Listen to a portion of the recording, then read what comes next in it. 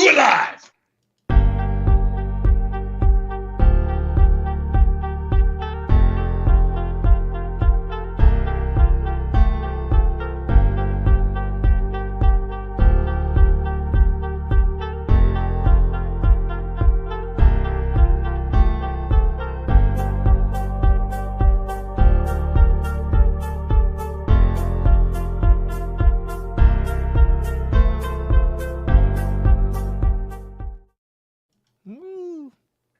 This thing won't start. Hi.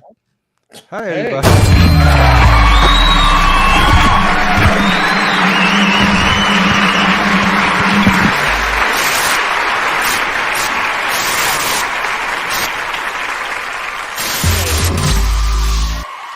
Let's go. What's up, everybody? Welcome to Saturday Night Raw. We got Critical Mass in the building. Give it up What's for up, boys Critical and Mass. girls? We got Shane, the Dark Lord, in the building. Yo, what's up, everybody? Before we even get started, we gotta wish Mrs. Sick One a happy birthday. So in our most angelic voices, this is for you. Happy birthday to you. Happy birthday to you. Happy birthday, Miss Sick One. Hope you have many more. Happy birthday to you. to you. She's Give it up. listening to. Yes, right now she's tearing up like the most beautiful voices she ever heard around the world, just coming Or she's together. like doing this, like stop it, make it Like, stop, oh, no. make it stop. Sick, get back over there and take that microphone. Get these fools off, make it stop. Just took the form of a unicorn. Yes, no, Sick is out celebrating Mrs. Sick One's birthday, so have fun. Hope you get all you wish for, and we hold it down till you get back. Critical Mass. Yes, sir. I seen you over there. I seen you over there frolicking with the DCX people yesterday. Was it fun? Oh yeah, it's my family. It's nice to go home, you know.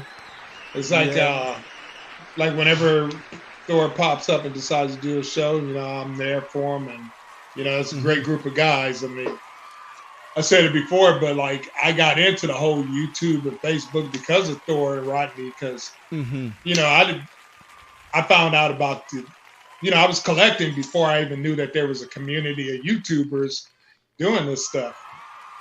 Yeah. And then just randomly, you know how you're looking for YouTube videos about different things, and their video kept popping up. So I said, "What's up there?" So I watched one, and it was an older one. And so then I looked in and I said, "Oh, they got live stuff." So then I went on live just to watch it as an audience member. And I said, "Oh, I like what they talking about. These fools are crazy. They got a good vibe about them." So, you know, start commenting in the comments, and they liked me, and eventually they brought me into the family. Cool. Yeah, no, it was good to see how the sense of humor they got and all of that good stuff. And seeing Thor play with it. And, coming back at Rashid and the rest of us, it was just awesome. It's playful, and that's what we want to do, is just have fun. See you guys having fun, and that's what it's all about. But hey, Shane, over at Collectors Enable, are you guys having fun? It looks like you guys are having fun. How you doing? Good, man. We always have fun. The guys at Collectors Enabled and the Collectors Table, and all the guys here. It's always fun. If it wasn't fun, why do it? Why do it indeed? Well Exactly. said. You only do it for the fun. Only do If it you're not having fun, you're not doing it right. It's just so we should have Chris Barton tonight. So we'll be able to talk to him about, like, you know, going from collecting. Is he still collecting, or is he just doing big things like writing books and all of that good stuff? So it should be a fun conversation with Mr. Chris Barton. And we got some topics for you guys tonight. But you know what time? But you know what we gotta do though. Flowers. We gotta give those flowers. So without further ado, let's get to it.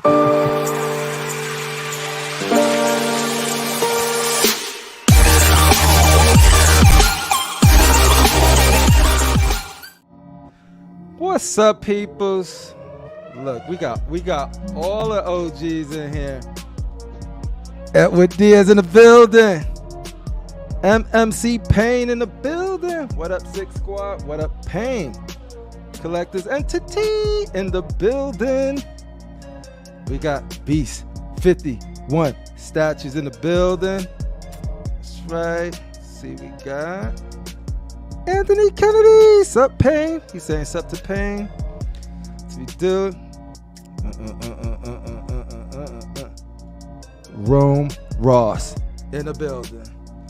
What up, what up? Grinding as always. Get that grind on, get that paper, get that money. Rome Ross.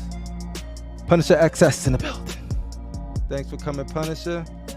Bats in the Belfry. Say what's up to Barbara Dick Grayson. Drake, whatever Robin you subscribe to. Tell all them fools I said what's up.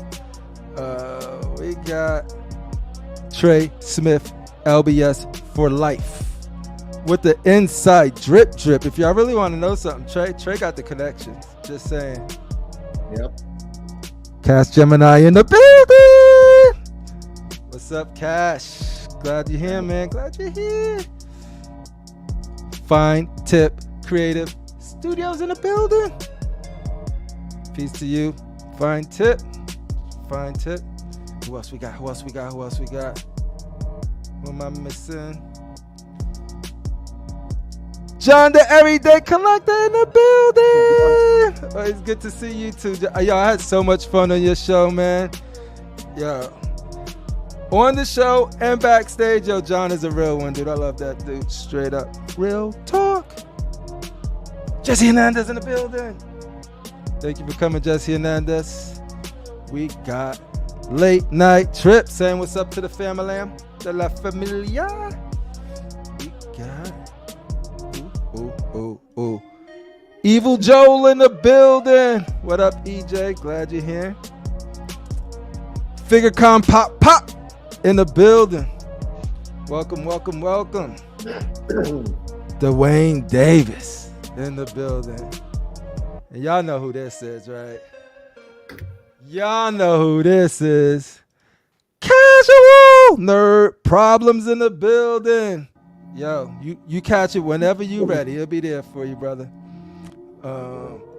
Jose Alicia. Welcome, Jose. We got Rob Stealth in the building, just creeping. Stealth-like. And that's what's up. Ninja. Critical Mass doing that double duty. Awesome. So all the peeps. You know what? Rashid should be showing up. He's never late. He arrives exactly when he needs to. He's on his way from work. Yep. He just be vrooming. Yeah, making the paper. Begin making that paper. You got problems. We could go right into the first topic. Low ES strikes again with the Joker being sold out. Let's get this music off here. So, Shane, we didn't get your thoughts on the whole Poison Ivy Low ES thing, but I'm pretty sure you heard all about it. You probably talked about it enough. But Joker is now on waitlist. Yeah, I'm not surprised. It's crazy what Sideshow's doing, and if they keep doing it, I don't want to say they're going to change the game, but they're reshaping it anyway. It's interesting, especially compared to them coming out with an ES 5 months ago of 11,000. It's quite the turnaround. Now, do you think the cause of this selling out is the Poison Ivy selling out quick, and then everybody was like, okay? Or do you think it's just a great statue that it would have sold out at this time regardless? I mean, you might have a little bit of A and B, but for the most part, I think it's B. Just the fact that even Ivy, she's a great statue. Did the low ES make people jump on it faster? Sure. But it would have sold out at 250, even if they didn't disclose the ES and they just left it to be determined and they were going to cap it at 250. It was going to sell out regardless. Same with this piece for 600. Yeah, it'll sell. Do you like this piece at all? I think it's cool. The pose for me is a little awkward looking. The sculpt is beautiful. I mean, Daniel Bell does a good job. Yeah, the pose, I get it. I see what they're going for, and it is very creepy looking. But in some angles, it's a little awkward looking. So, but overall, I think it's a good looking piece. Got you. Critical mass. What are your thoughts on this whole low ES strikes again with the Joker Daniel Bell PF? It's interesting because I didn't think people liked this piece because when it first came out, you know, a lot of criticism about the pose and everything. And I heard more criticism than I actually heard people that liked it. So the fact that it sold out like it did, I was kind of surprised. But like for me, this one's not for me. I still want the OG one, and I'm still looking for that if I can find one for a good price. But hey, that's what they like. That's what they like. Shane, FigureCon's digging your shirt, bro. Thanks. Yeah, the Teenage Mutant Killer Turtles. One of those mashup T-shirts. Yeah. Cool. So yeah, no, I think it's interesting. I do think it has an impact of like, when you train to see that you have time to pre-order, you have time to, you know, just wait and see how it plans out. And then it hits you with that low ES, and then it retrains you again to be like, oh no, I got to be on top of my game. I got to be ready just in case. And so I think that's what happened here. I think it's like, okay, if I was on the fence or I liked it, I would have got it eventually. But now I'm pulling that trigger, right? I'm securing it. I'm securing the bag. And how much was this piece, Chris? This piece was, I don't know. I want to say it's in the, it's about in the right under 700. Right. So Sideshow, even though they lowered the ES to much lower than they normally do, they stayed pretty true with their price. They didn't jack up the price to offset that. Yeah, they're scared to get past that 700 unless it's something with a bike or something like that. It seems like they keep it. But they could have easily raised the price $50, $80 to justify a low ES compared to what they normally do. ES, right? But they didn't. Same with the Ivy. I mean, they're only doing 250 pieces. Now, a variant's probably going to come.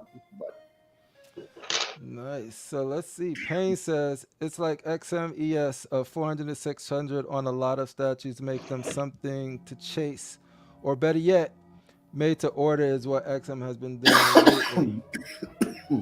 I don't know if this was a reference to this, but yeah, it seems like that range is sort of like the sweet spot with XM too.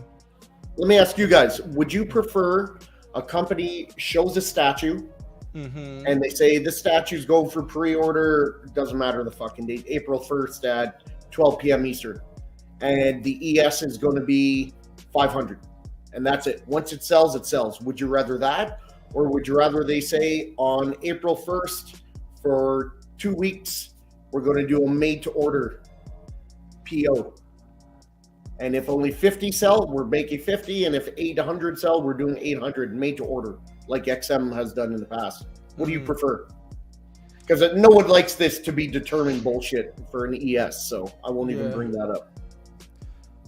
I don't have a preference as long as it's clear. Like, what do I have to do to get it, right? Like, if it's clear that, hey, to get this piece, it's made to order, and you have these 2 weeks, and I know that, ladies and gentlemen. Well, that would guarantee, for someone who doesn't care about ES, doing it that way, the made to order guarantees you would get it. Yeah, right. And so long as I know that, and then the other way, what was the other way again? If they were to, the other way is here's the ES, and here's where it goes for pre-order, kind of like customs do. Yeah, because I think the problem with Sideshow is like, people didn't really know, and correct me if I'm wrong, it was just like a mixed up. Nobody really got the emails and the notification. It just happened. Really poorly communicated. Yeah, it was really poorly communicated. So if like whatever the company decides, and if I'm into something, just tell me how I can get it. Because I'm into it, just tell me how I can get it. Give me at least enough time to get it.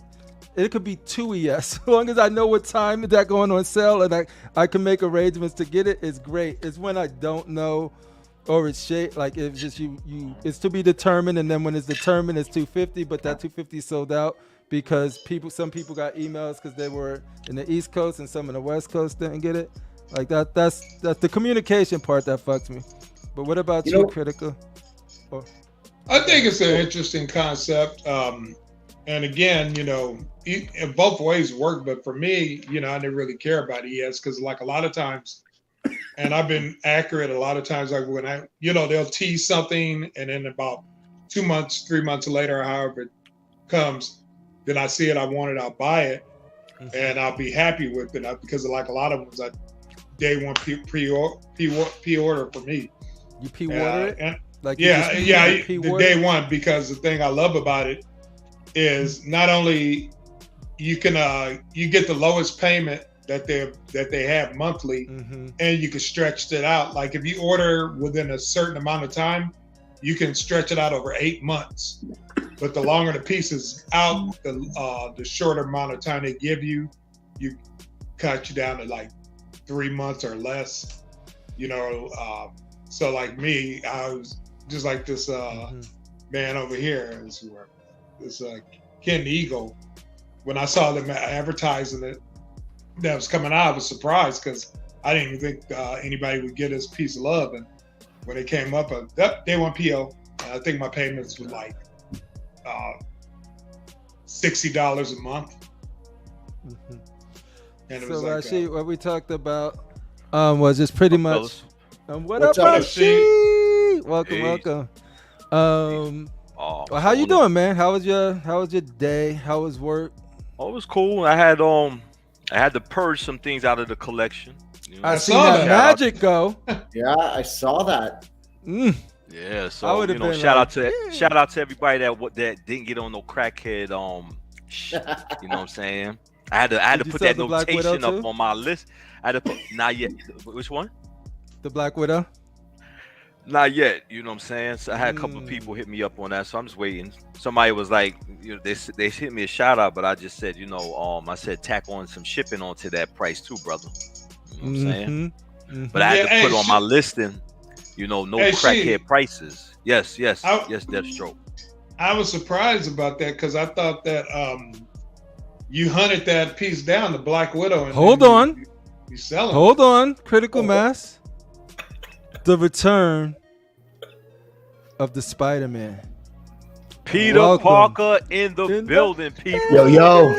Welcome. What is up, everyone? After years of me, got my book here. My man. I know. That's awesome. I booked the rides on Tuesday, Chris. Amazon's a little slow up here. Nice. That's okay. I appreciate that. Cool. So we'll finish off this topic and we will get right in it. So what we're talking about right now is low ES. You're familiar with Poison Sideshow with the Poison Ivy low ES situation where they made it 250. So they made it 250. It sold out quick. And then this one was available. The Joker was available for a while. I think it was around the ES of 600. You guys can correct me if I'm wrong.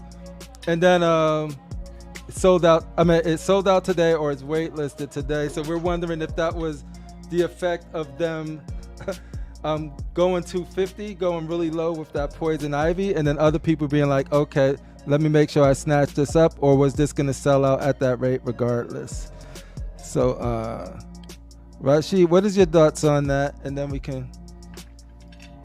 With the Joker, I think the Joker was like with a fad. I think they saw with the Poison Ivy, and everybody jumped on this. I mean, I wasn't gonna joke. This is not my type of joke that I'm into. I still love the Mabamejo, but you know, we'll see. I mean, Did it make you think about buying it when you No, you not got at the all. poison ivy? oh, the poison ivy, I jumped on that right away. Yeah, but now that you When I have the saw poison ivy, it's like, okay, did you think about getting this one to match with it since they were the same scale? I still don't I don't like this Joker. Gotcha. I don't like this See, Joker. you know what I'm didn't saying? like it, and the low ES didn't make you get it, Nah. but you like the poison ivy, and it just sort of like, boom, let me grab Rippler, snatch one of thing, that. one thing me and you spoke about, and one thing you said about with a collector is certain collectors have a passion. You know what I'm Yeah. saying? I didn't get life-size stuff because I was thinking about flipping it down the line. You know what I'm saying? Stuff is this. That would be a very poor investment. Yeah. Not in this game. I don't buy That stock is going down. right. I don't buy nothing no more to see if it. I like to feel like it has some value, but I don't buy nothing to feel like it. Can I flip it? Those days are over, man. Like, you know what I'm saying? Most of the pieces that I wanted to get out my collection, I got out. But other than that, just in case, like, you know, and when certain emergencies come around, you know, you got to do what you got to do. Like I had to do what I had to do. But yeah, just because its ES was low did not make me want it.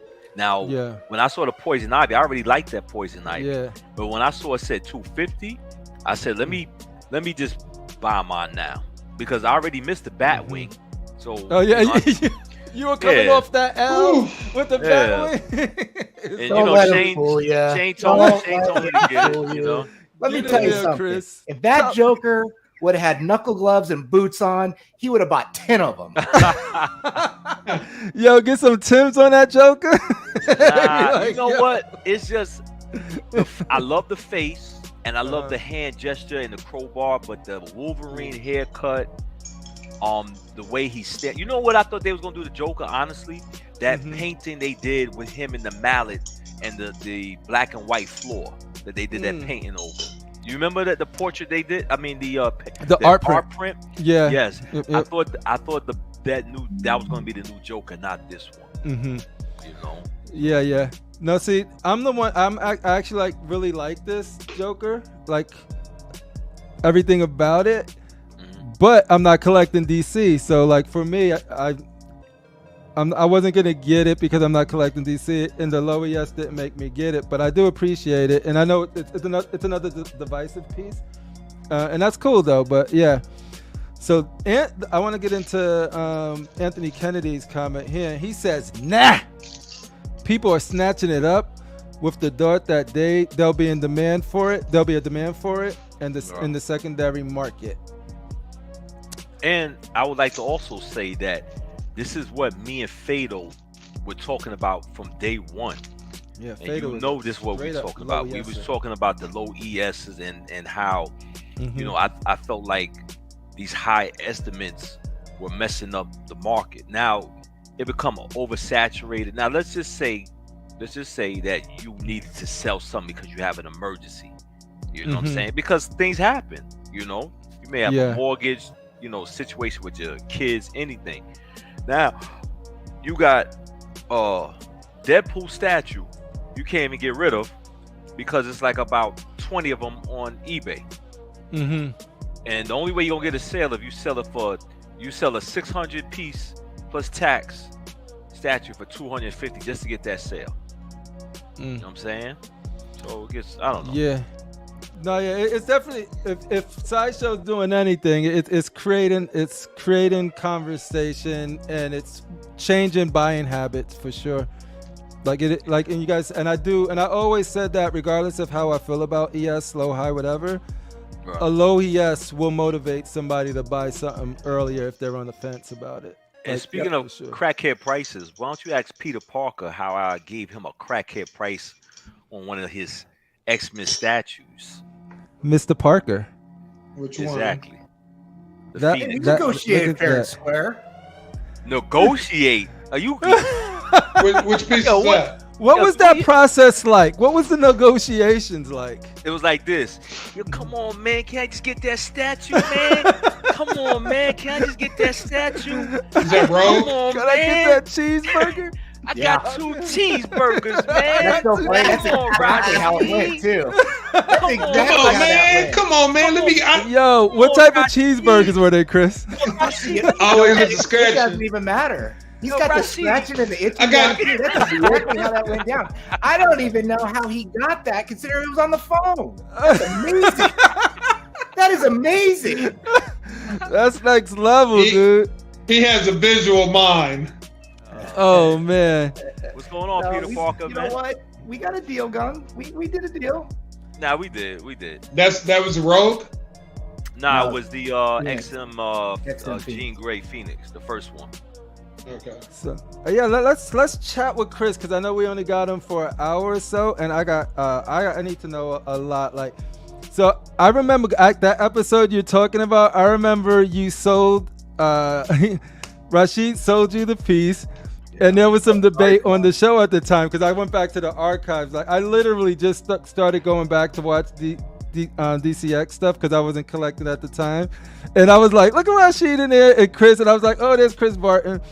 And then it was almost the same conversation you guys have right now. It's like, dude, you got me though. You know what you did. It's like, no, you got it. It's a deal for you. It wasn't a deal for me. But like I think that was one of the first times that I seen Chris and your guys' interaction. But I wanted to ask you about your collection right now because I was like, okay, he's not on shows anymore. Yeah, I wanted to see his collection too because I want to get an update on your collection and be like, are you still actively getting stuff, or did you pause and you like satisfied what you got? Got any? And are you coming back to any shows? Yeah. What's Chris Barton's? I think we got. I think we may have a spot for him. You know what I'm saying? I'm trying to, come on, Chris, man, come on the show, man. Coach Chris, man, I got cheeseburgers, man. What you want? Double cheese? You want pickles with that? Man, what's up, Dr. relish? Mike? Man, he missed me. Look at that. You missed me. Yo, me and him used to go at it all the time. There's that. He's like just like Kaz. He's a Spider-Man fan, and he would try to shoot at who used to shoot at my X-Men, my started Blade. it. You started it, and I finished it. Oh my God! No, Yeah. First of all, Spider-Man, you don't finish nothing with Blade. Batman, you suck. Uh-oh. Batman let's stuff. go. Oh, Blade Batman Look, talk. Hey. Let me You said it wasn't going to be a fight tonight, Crip. I think he was wrong. Ladies and gentlemen. Live. Hold on. Collector's Combat. Look how Spider-Man can't keep his girl, man. What's going on with that? I have a question. I have a legitimate question. Talk to us, Mr. Barton. Okay, so yes, something rather big happened recently for me and my business partner, and we were in a downtown area, metropolitan area. I won't say which city, but it was fairly close by. And we're downtown. We drive by something, and I couldn't help but notice. We drove by, and I hadn't seen one forever. It was a YMCA. And Any village there was people? Nobody around, No village except I people. saw a guy. Okay. He was in a Bentley. You know who it was? It was Talk to Bruce Wayne looking for more Robins with little tight green chains on.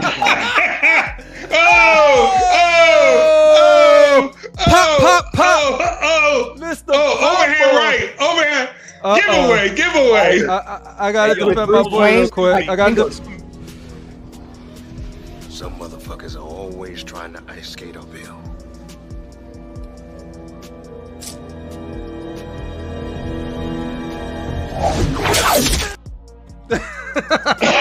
Wow. No, dude. But That guess was what? crazy. Wow. Batman outsells Spider-Man Oh, all God. the time. Does Are he we though, back to Peter? this again? I don't know if that's let true. me repeat that. No, Because Batman has more stuff out. yo, Critical Who's Mass. mad 'cause Spider-Man Hold on. beat the Critical brakes Mass, down what team on you on, Batman. bro? Oh, I love Critical Spider-Man. I Mass. love Batman. All right, but if you know, But I'm just saying. Are you in the administration or not? yeah. Batman outsells Spider-Man. Batman is the #1 comic book out of all comic books. You do know that, right? Yeah. I also know that Alfred gives him a rub down every time he comes on. He loves the children. He for the His manservant. He for the children. He loves you.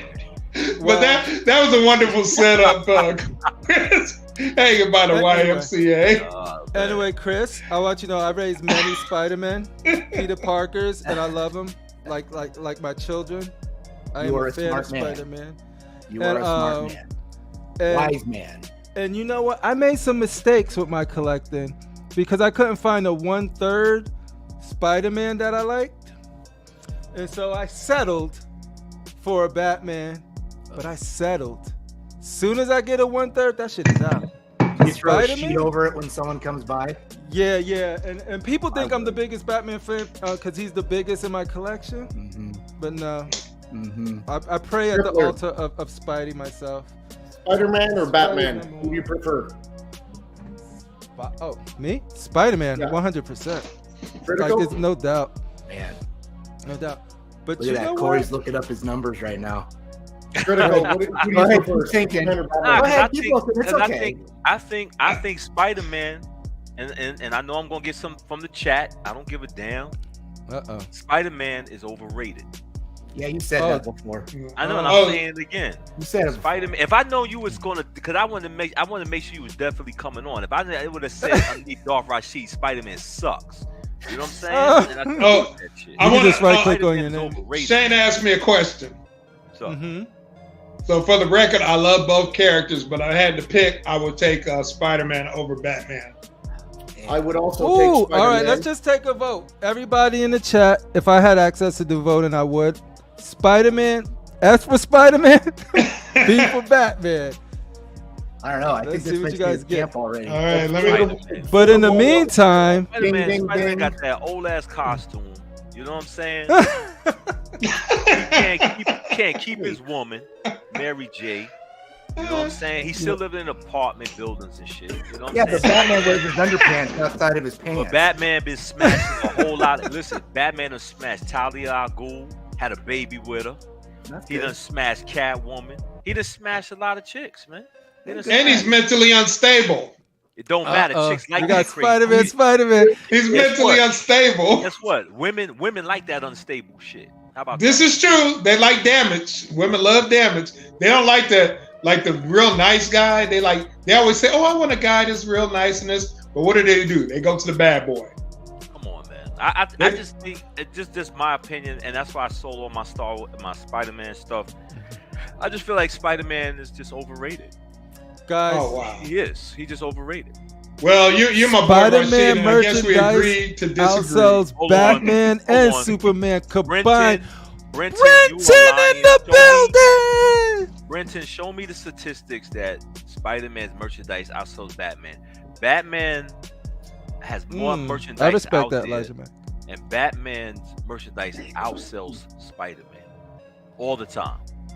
Rashid, what's up? First of all, congrats on your win, champ. Way to represent Yes. the Well done. Second, I just want to give you 3 truths that no one could argue. Spider-Man's better than Batman. Punisher is better than Blade. And Cad Bane is better than Boba Fett. Okay, listen. I gotta give you two points on something. 1, 2. The president has spoken. Let me give that to you one more time. 1, 2. The president has spoken. Shane, what do you think about those 2 points? He said it all calmly, like it had no controversy as he said it. He said, Cad Bane better than Boba Fett. Punisher over Blade. Come on, man. Well, yeah, Duck Rogers, what are you saying here, Duck Rogers? Spider-Man has no growth because Dan Slott. You know what? You ain't wrong. We can be Spider-Man fans. Duck Rogers, I mess with you, bro. Spider-Man has no growth, man. I'm telling you. I guess we don't need to get into the Tom King run on Batman then, huh? Tom King, that's one story. All right, but hold on. Oh, okay. So Dan Slott's just one story. Hold on, I'm going to shoot you down. Exactly. I'm going to shoot you down. Yeah, that's just one story. And how about Let Him Go with Catwoman, by the way? Tom King. Isn't that the biggest letdown in comic book history? No. Deflex 1 in the building.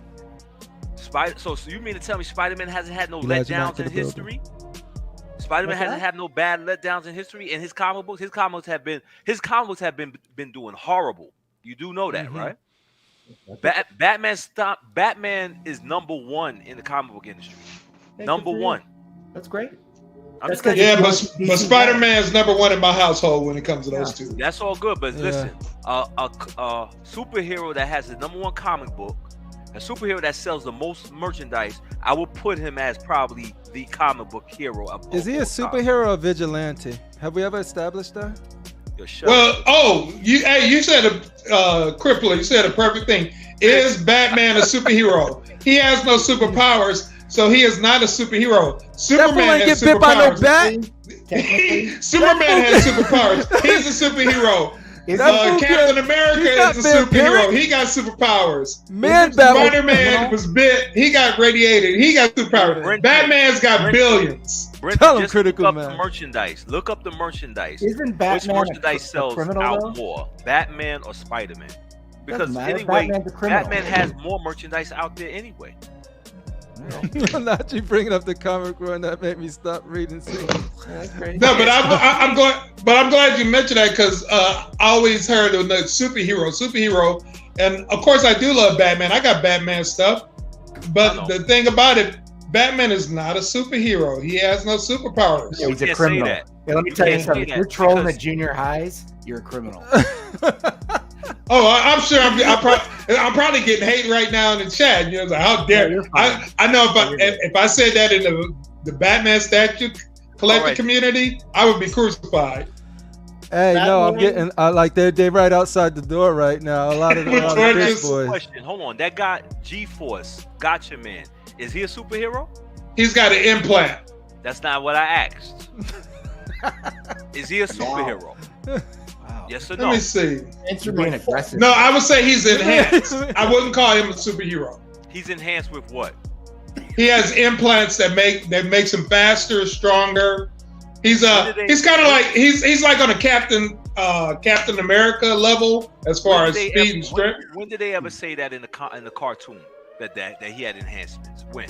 Because I have the first season. So when go back and look. They've got go back and check it out. This just in from go do your research and come back and we'll talk. On-site reporter Brenton, breaking news. Spider-Man is the most profitable superhero ever, and it's not even close. Brenton Donovan. He done went to the Let's internet. look at this. Toys, video games, show me. Where's movies. You're looking at folks. Tom Holland set to return. Show me comic book sales and show me merchandise. Let me see the merchandise. There's a graph right here. There's another one. What's the blue? Global retail sales, Spider-Man rules. It sounds like sour grapes, if you ask me. Yeah, what merchandise? The internet has spoken. This is literally data. Data. Batman by far is DC's most licensed character. I'm going to tell you why this is all false. But look what fake news is. You call it fake news, Rashid? This is a graph. Fake news. You know why? He made that graph up. You know why? Yo, Brenton did that shit quick too. Let me ask you a question. If you go to Target, I want everybody tomorrow, wherever you at, just stop at Target and see how much merchandise is up for Spider-Man and see how much merchandise is up for Batman. You go for Spider-Man, there is hardly any Spider-Man merchandise. That's because they sell out. You can't sell out of Batman. Your friendly neighborhood Spider-Man is still on the shelf. The most lucrative superhero on the block, ranking in more than 1.3 billion in global retail sales for Marvel. On paper, it's a bit odd that a guy who's been bitten by a radioactive spider, hey, don't disrespect him, don't downplay that, gaining the spider sense along with the ability to crawl up walls and web shoot and swing across the city of New York resonates with people from all over the world. That sounds pretty official to me. Yeah, and it says, on the other hand, Batman appeals to people in caves with lots of money and a drinking problem. So yeah, it said it right there. That's facts. It's facts. It's the internet, so it must be true. Yeah. So I'm glad we established. Thank you, Brenton, reporter on the scene for Spider-Man News Network. But we should move on, because if we talk about this topic, we could go all night on just this alone. That topic inspired me. You know what else inspires me, Critical Mass? What inspires you, sir? Look at that. Igniting Initiative, Mr. Chris Barton. Let's talk a little bit about this. Have you always been writing, or is this something that you just said, yo, I'm going to do this, and it was done? How long did it take you to get this project, this book out? So do you want the long answer or the short answer? Whatever you have time for. So my business partner and I, John, he co-authored this book with me. We talk every day, and he's one of my very best friends. And we've had a lot of people retire and unfortunately pass away around us. And they were all really great people. Really, really great people. And they didn't leave anything behind. And we just started kind of playing around, and before you know it, a year later, we have a book. And what's really cool is my kids, my grandkids, my great-grandkids, they'll be able to look me up and see me. And we happen to write about something that we know really well. We've done this for combined 60 years, but this is our first book, and we're very humbled by the success, and we're very humbled by people like you guys who found it in your heart to support us, and we're very grateful for that. It's really cool because, you know, initiative is something that is really lacking in the world today. Not only say in the business world, but if you were just into personal development and making yourself better than you were yesterday. It takes initiative to do that, and critical thinking, and you know, assess your current state and visualize what your desired state is, formulating a plan to get there. And this book helps you with that, and it's pretty cool. We're really, really proud of it. It's selling worldwide, which we, in our wildest dreams, never ever would have thought that would have happened. But it's currently sold in 9 different countries. It reached number 1 in 14 of Amazon's 20 business categories. Yeah, it's pretty cool. It's we're about a third of the way through book number 2, and we have a new presence coming along with that, and we'll see where it goes. Right now, it's just a hobby to kind of kick around with and have some fun with. So no, it is very inspirational, because I've been on the fence about starting something up personally myself, but talking to some of my closest people, like Casual, John, like all of these people, and reading this is like, I sent something to Casual, just sort of like, man, so organized, because I'm taking those steps. I'm plotting out what I want to do. I'm getting goals, and I'm getting a plan to get there. And a lot of that comes, like, if you read this, it tells you how to visualize it and grasp it and see it. But that's just in my personal life. But in my work life, like where I do manage people and they depend on me, there's a lot of stuff in here that it was like, okay, cool. You feel like you're on the right path of doing it, because you always want to motivate your people and you want to have a clear vision for them. And it gives you those steps and those building blocks. Like, it actually is good. I'm going to say this straight up. Like, I never reached out to Chris. I never been like, sent me the book. I'm talking about this because, like, if there's something I like and I enjoy, I want to share it. And when Rashid shared it, like, he was like, I just got it because, somebody in the statue community, and it's about initiative. That's 2 things that I could vibe with.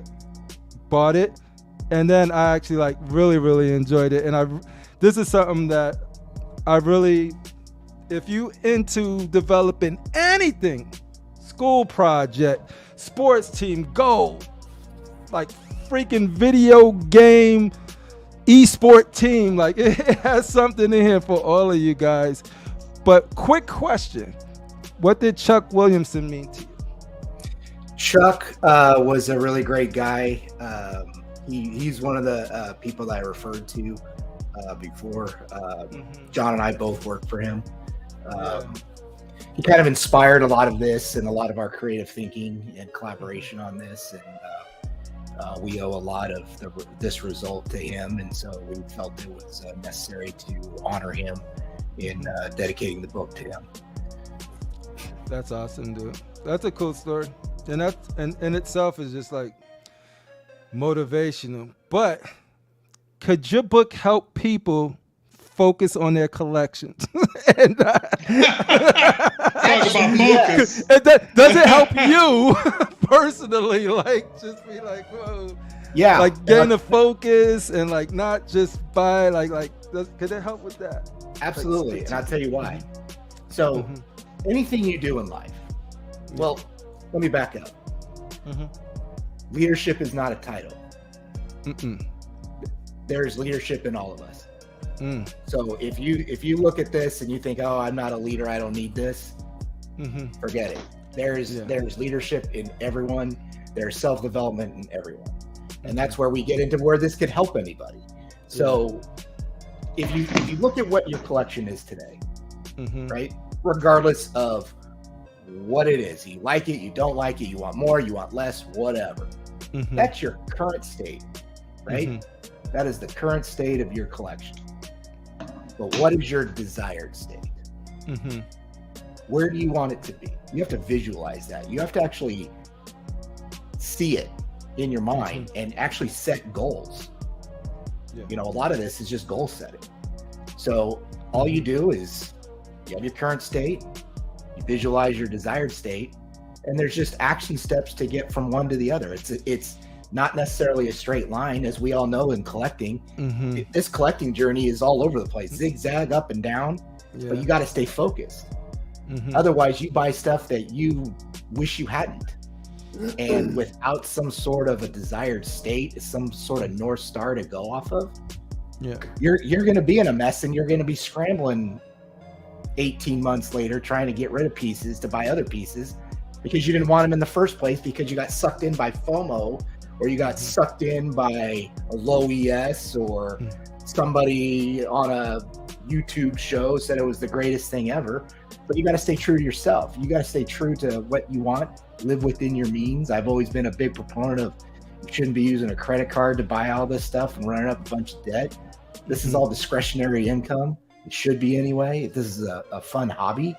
And as long as you can stay set and stay within your means and have a goal that you're working towards, this hobby and this collection that you're working towards can span over the course of years, because that's what makes it cool, right? If you go out and you hurry up and you go buy everything you want in 18 months, you're done, right?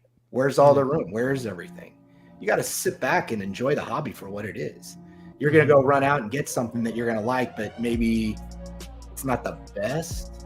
You know, there's always something that comes around the corner. That's why I don't go chasing a whole bunch of stuff. If I like it, I like it. If I don't, I don't. And I'm semi-retired now, believe it or not. And Corey, you're not going to believe me when I tell you this. I'm down to 5 custom POs, and that's it. That's all I got. So you slowed To down me, on that's a collecting? lot. You don't know me very That's well. that's not a lot, because he used to have like a lot of customs and stuff like that. Are they custom or licensed pieces too? It's all custom. I do not have a single licensed pre-order right now. Wow. Did you ever get the because I know, what was the last one you got? I know it was a Fantastic Four, I think it was. Was it Fantastic Four? Or My last license? Yeah, no, custom. It was some custom you was waiting. Was it Mystique? Actually, Was it the Mystique with the gun? no. So the last custom piece that came in is that Franco Psylocke there. Is that her? Over the koi pond. I gotta see it. Is that her kicking back or something like that? No, Her she's leg? like kind of walking over a bridge over a koi pond. Oh, okay. It's What pretty kind of cool. It's a little displays are art. you using, Chris? What's that? what type of displays are those? Are they like custom? These are or they Maji case. Those are Maji, right? Max 140 pluses.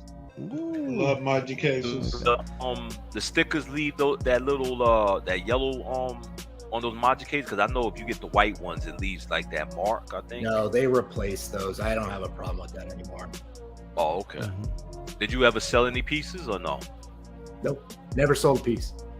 Wow. Not That's once. that.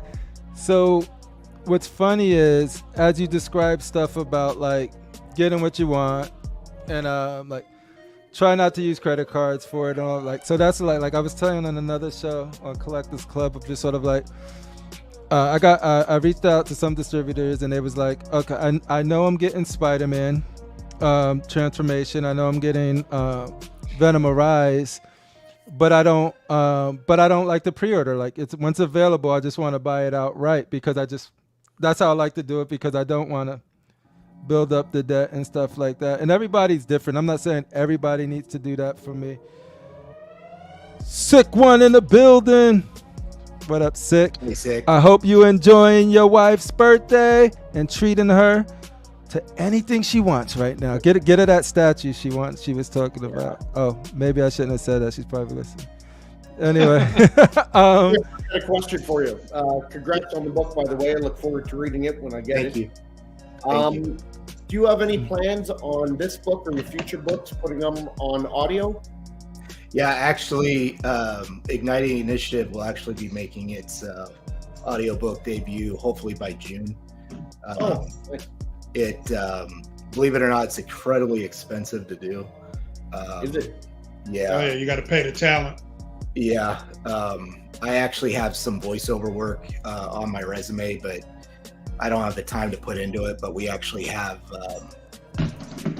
someone that is we've signed to do it. And it's funny because, you know, there's nuances with everything, but with business and leadership books, women are not included in it. And we actually signed, we're going to be the first business audiobook done and narrated by a woman. Ooh.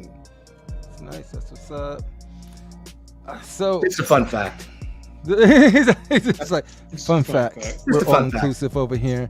But yeah, it'll be available on Audible. Get a British woman. I like when they talk.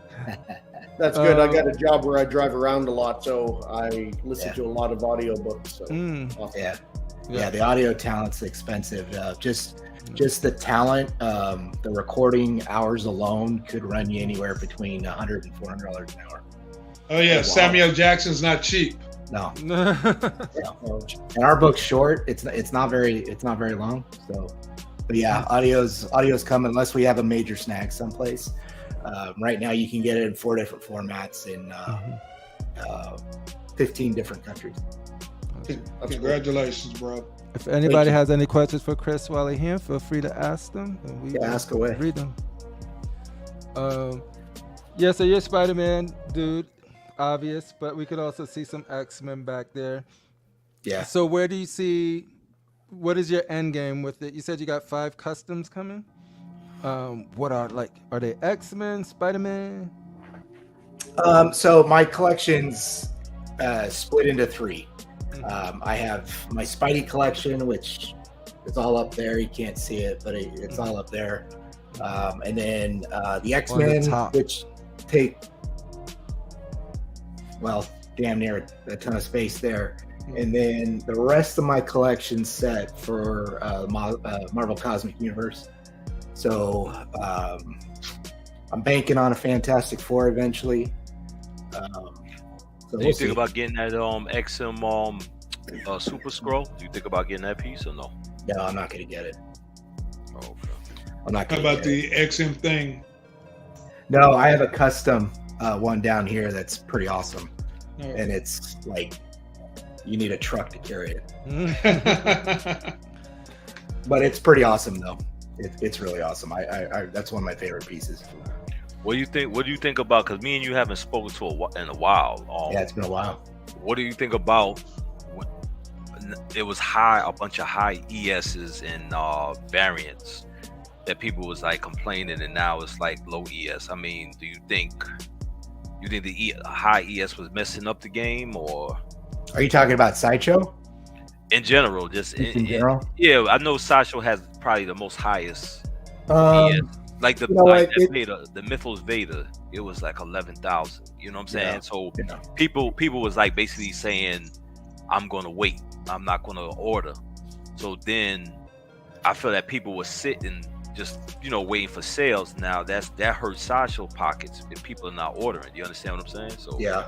like, I would, it's funny because I think people put way too much on ES to begin with. I think if you like something, you like it, you're gonna buy it. I think over time it's been proven that a low ES doesn't necessarily make the piece any more valuable than a high ES. I think the only way that it affects it is it might be a little bit tougher to unload if you have to. But maybe if you're in this to flip a bunch, if maybe you're not in it for the right reasons, it's touchy. It really is. At the end of the day, FOMO is the fuel in this hobby. And regardless of ES, if you think you're going to miss out on something, you're going to go run out and spend whatever you got to do to get it, regardless of who it is and where it's from. Let's be honest. Shows like this, shows like DCX, Collected Minds, all those others, Cash and Casual Show. You're influencers. You really are. And so what you have to say, people are listening to. If you say it's garbage, people will listen to that. If you say it's the greatest thing ever, and people in the chat say it's the greatest thing ever, regardless of ES, they're going to go out and buy it. You know what? That goes into one of our topics for tonight. Should we make purchase decisions based off us YouTubers? No. As and before that, this is where you can find the book at Amazon. Like I said, John Phillips, Chris Barton, digitally it's available. It's available for Kindle, paperback, hardcover. It's a great read, and thank you for sharing this with the community so maybe it can inspire others. Thank you. And just real quick, if I can just finish up with this, during this process, I'm going to kind of peel back the curtain a little bit. Part of the reason why I've been away for so long, and I'm still dealing with it, I have a pretty major cancer scare, and not a lot of people know that, and that's why I've been, gone for so long. But there are 3 individuals out there that reached out to me every day, and some pretty dark times for myself, my family, and not to get all depressing on anything, but King David, Jerry, and my man there, Darth Rashid, contacting me every day to check on me to make sure. Even though me and you ain't speak for like maybe 2 weeks or so, it was a while. I kept telling them to come on the show and stuff. You know what I'm saying? So, and all 3 are great guys. This show is lucky to have Corey. I give him a bad time all the time. My name is Rashid, bro. Just me as Mr. Corey. Who's Corey? Their real names, but that's beautiful. Not by my government name. I call my friends by their real name. My white friends call me that name. The brothers call me Rashid, so address me by President Rashid. But, no, seriously though, I appreciate the heck out of you. Your friendship means the world to me, and I know a lot of people think that there's angst between us, but I tell you, it's all in great fun. And for some reason, I think the way because it's not just you. Somebody, my man Fatal. I think they think we really argue and stuff like that. I try to let them know that to be in our 40s, 50s, or 30s, whatever, and arguing over Spider-Man and Batman. I mean, I'd rather argue over that than the stuff that's going on out in the world. You know what I'm saying? This is what I call stress-less arguments over, I'd rather argue over, And it's passion off of stuff that you still have as a child that you can still dig in and defend, and it's fun, right? Yeah, so Right. Well, you know what? It's like I said at the very beginning of all this, when I jumped into this world, all of this These are just things. They can come and go anytime I want. But the relationships that we make in this hobby last forever, and that's what should mean the most to all of us. So congratulations to everybody on your success. Dude, no, thank you for being here and sharing that. Especially, so I did lose my father to cancer, so I know how that battle is personally. So I wish you the best of luck, and I'm hoping. Looking at you now, you look like you destroyed that shit. Hopefully that is the case. If not, come call us. We'll get it. We'll figure it out. Yo, look, every time I'm in his neck of the woods, me and him never met up yet. You know what I'm saying? No, I'm always like in his neck of the woods and stuff. When we I'm need to. In the West. I forget, Chris. I know you're in Cali. Which part of Cali? Just outside Sacramento. Okay. Light the beam, baby. Light the beam. I'm in South LA, close to Inglewood. Right on. Yeah, usually when Rashid shows up in Northern California, everybody runs and locks their doors. Hide your kids, hide your He's wife. coming. The president is in town, baby. Hide your daughters. Listen, You can hear a big slam. When I was in Sacramento, I thought I Doors closed. part of Sacramento I was in. I thought I was in Compton. Okay. Oh man. I thought I was in Compton. Straight out of Compton. There's a question for you from Late Night Trip. I'm sorry. Is there a way to get the book signed by both authors? Yes. Tell you what, anybody wants to reach out to me, I'm pretty easy to find on Facebook Messenger. I'll let you know how you can get it to me, and I'll make sure we both get it signed. That's what's up. Brenton. I sneak those Brentons in there all of the time. He speaks for me a lot of the time. So I don't have Spider Brothers. Blessings, my brother from Cash. Casper, How you doing, buddy? Well, we hopefully, you know what I'm saying, you'll come on once, be like a little guest, you know what I'm saying, because you can use your intellect, you know what I'm saying. We used to I miss David and everybody else, you know what I'm saying. We like having guests on the show, you know what I'm saying. Yeah, so, well, it's fun. This is fun. It's probably long overdue. So. And I always advertise his book, you know what I'm saying. So yeah. But I'm gonna get in real big trouble right now before I go. Okay. Number one, happy birthday to my son-in-law Andrew, 29. And Happy birthday, congratulations, Andrew, and my daughter Emily.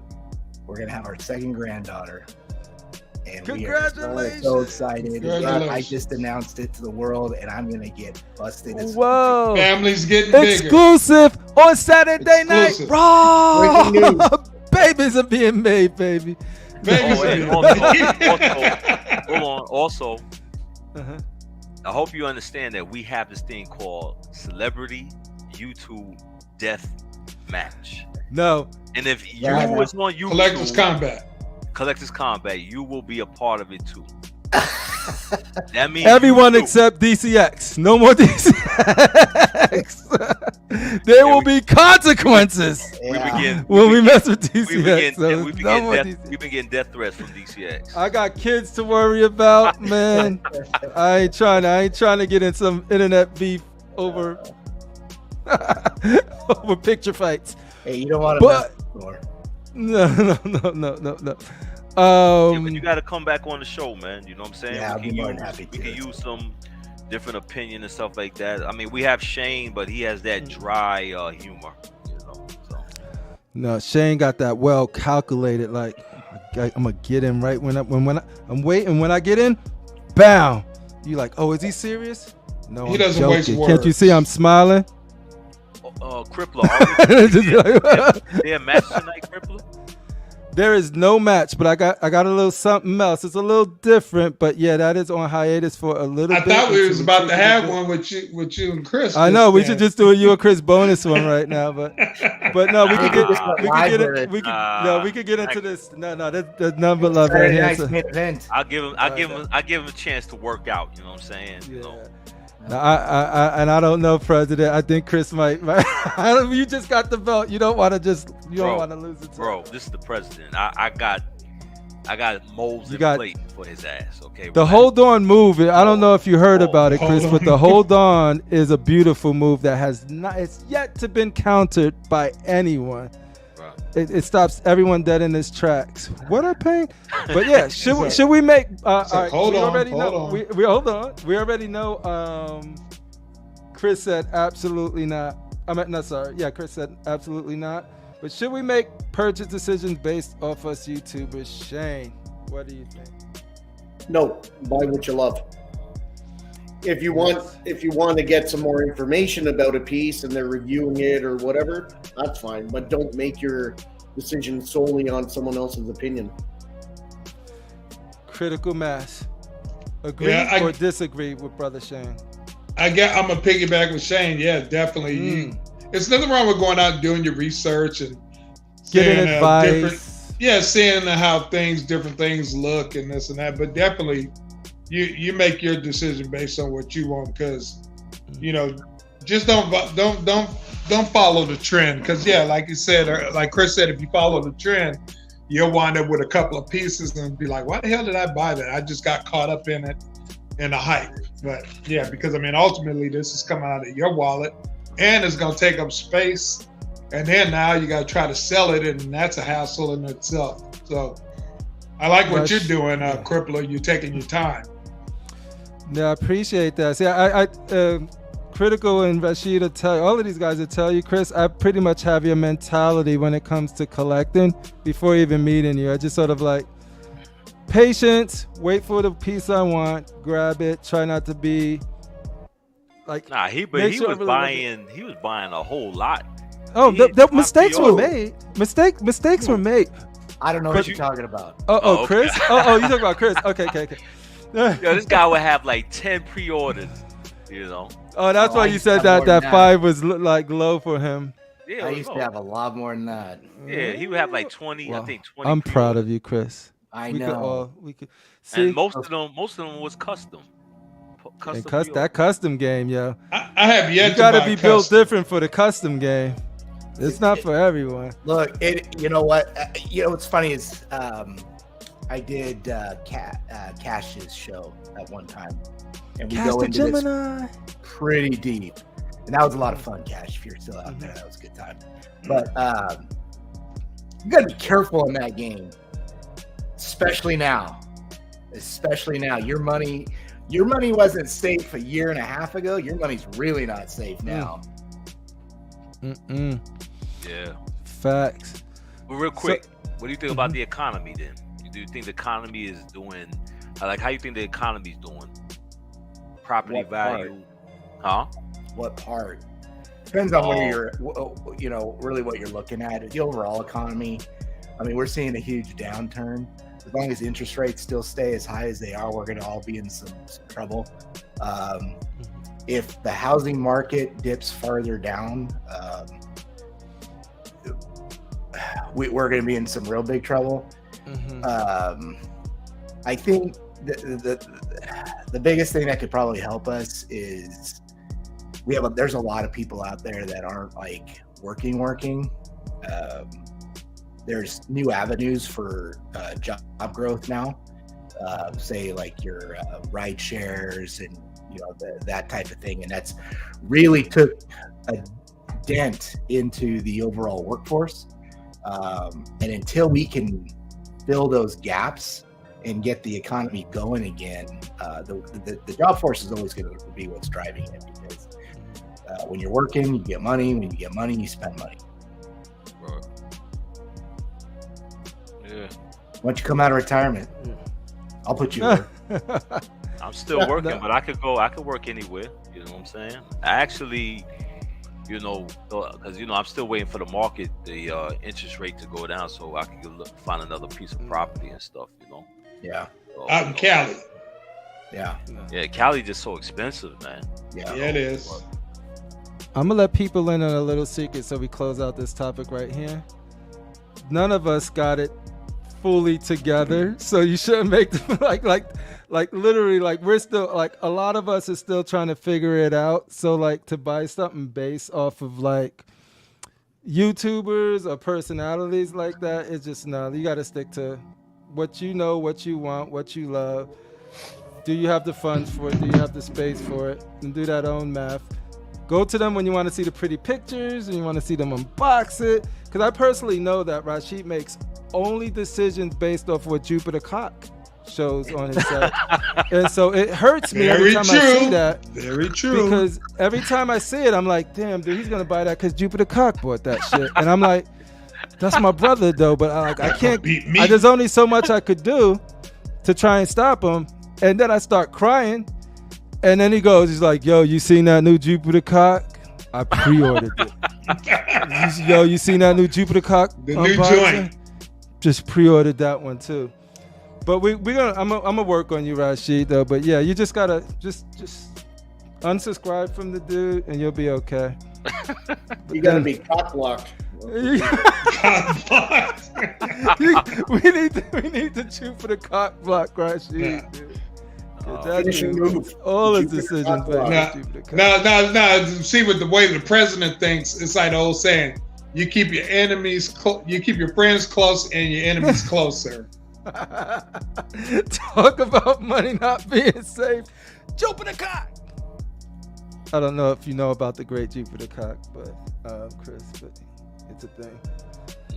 YouTubers, who are they?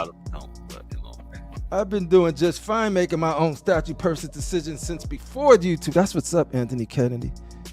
Yep. Yeah, I think people who now trying to, collect safe is not even listening to nobody right now. You know what I'm saying? It's like I don't even let that people like the FOMO. I don't even let that affect me now with stuff. Yeah, but what other part of your life do you let someone influence how you spend $1,000?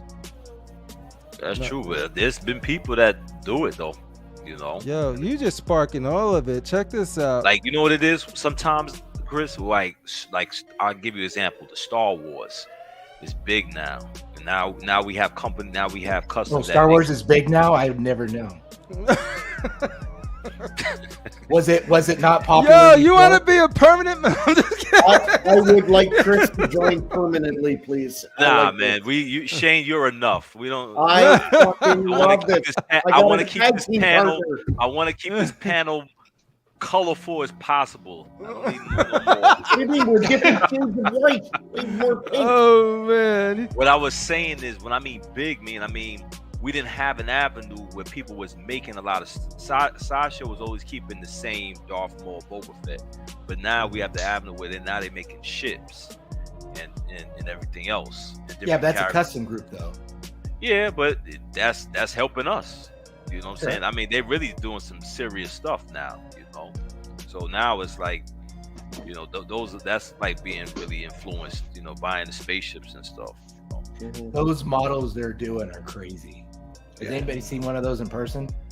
Well, I got the TIE fighter, and I got the AT-AT on order. Yeah. Stuff like that. That's all right. She ended up with 3 DX bonus Hunter Predators that all come with their own bonus part somehow. You see, bonus? Bonus, yeah. Bonus like penis. Bonus. Yeah, we're juvenile up in here. Yes, we are. We're grown-up children. Yes. So, Critical Mass. Is a statue the most expensive item in your room or cave? The most expensive is that Batman Samurai. I paid more expensive than your TV. Oh shit! Is it more expensive than your air conditioning unit? Air conditioning unit is a lot cheaper. I paid like $1,700 for that Batman piece. This goes out to your crowd too. Samurai Batman, the Batman. It's original Batman Samurai. It was originally I think $900, but like when it came out, I didn't know how to get it at the time. You couldn't. It was hard to get stuff imported, and XM, of course, as we know, they still don't sell this stuff here. But thank God for Todd and people like that you could get this stuff imported. But yeah, I got him for $1,700. He's my most expensive. Nice. And you don't have to name the price or anything like that. I'm just wondering if like, do you have a single statue that is the most expensive thing in your cave or room? Like, you don't have to say the price or anything like that. But Oh, but How I about you, also want to say, the most expensive that I paid for that was just as far as the original price was that Deathstroke. Deathstroke On the one that's on the Reaper. I think that was about 1,200. Yeah. And like I said, don't have to say the price. It's just if you got one expensive. And the shipping was 300 because it was 2 boxes. And he's still saying the price. You can if you want, but don't feel like you have to. Shane. Hey, Howard, if I want to say the price, I'll say the price, Howard. Howard, you shut your damn mouth. Yo, there's no jacket on him. Don't make him get the jacket. Howard, don't you put that jacket on. Don't you put that jacket on. I told you. Howard Cosell up in here. Don't want Deathstroke to come out. Deathstroke will come and pay you a visit. Man. The medication. He is out of control. Medication? Do I Shane, look like I need how about medication? Do I look like I need medication? I look pretty healthy to me. I don't know about the bloodshot eye right there. So Shane, what's most would you say in your collection would be? Buddy, this shit's crazy. I'm way too high to deal with this shit right now. That's a kiss. Are you talking what I could sell for the most, or what I paid for it in terms of most expensive? And when you paid for it, that was the most expensive. My TV. Your TV. No, but we going with statues though, bro. No, I'm wondering. Oh, okay, I'm sorry. He said it was high. Yeah. No, I'm just trying to see like do you have is a statue, like one singular statue, the most expensive thing in your room or your collection? Yeah, I got a big TV, so I got an 85-inch. That's probably the most expensive thing. Nice. Go. Nice. Brother Rashid, I already know the answer to this. I can just look and see, because you got like over 10K just right behind him. We already know the answer. Don't forget the R2D2. I know. So. Yeah, but he wasn't more expensive than the Carbonite behind you, I'm sure. No, actually, Boba Fett was the most expensive. Boba. Okay. Yeah. Boba Fett was more expensive than the Carbonite, believe it or not. I thought it was Bruce Wayne's bathrobe you got hanging in your bathroom right now. Do you got a Batarang loofah? Do you got a loofah that's shaped like the Batarang? No, the most expensive. So you get those little cracks? Is a cosplaying Alfred he just keeps there. Like answer that stupid shit, man. How about you, Mr. Barton? Chris, do you have one statue that's more expensive than anything else in your room? Who, me? Yeah. Yes, you. No, my comic collection far exceeds. Right. Did you get? What was the latest book? Did you get? What's the latest book that you got? I don't collect modern books. No, I'm saying CGC. Oldest book. I mean, I haven't bought one in a long time. Oh, what was the last one I bought? Daredevil 1. we got Daredevil #1. Yeah. Mm-hmm. Nice. Yeah. Everything's in a bank vault. As for me, I'm not gonna say. I will let you guys guess. Magic. Is it that? Is it magic? No, I would say you say magic. I would say it's your earphones or whatever the hell you said. Damn it! I think you know already. So yeah. Audio equipment. Audio equipment. Yeah, like the headphones would be it. All right. Question for Chris. It's the blue shorts. The blue shorts, homie. Yeah. Did he wear red shorts in the comic book before? Or that just something they made up? I kind of feel like I remember him wearing something red a long time ago. I think it was there was a time where they kind of had some varying uniform things happening. This commissioner just went and did a couple of variants on some things, and the thing was one of them. I think he did 5 as low as 5 with the red. But Fantastic Four has got to be blue. But that thing is awesome. In fact, you guys got time for a little game after a little game real quick? You ready for it, Rashid? You ready for it, Chris? Sure. All right.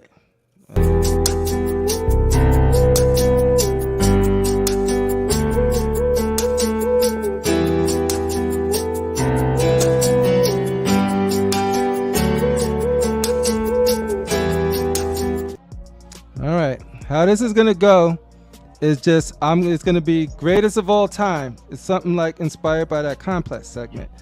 I'm gonna say something and I'm gonna ask you GOAT, and then I'm gonna say something and you gotta answer it. We'll do one for example. Ready? GOAT, paint job on a statue. What is the greatest paint job on the statue? In your personal opinion, this is not a community thing. It's just your personal GOAT. Define that. Are you talking about a professional paint job, or are you talking about factory?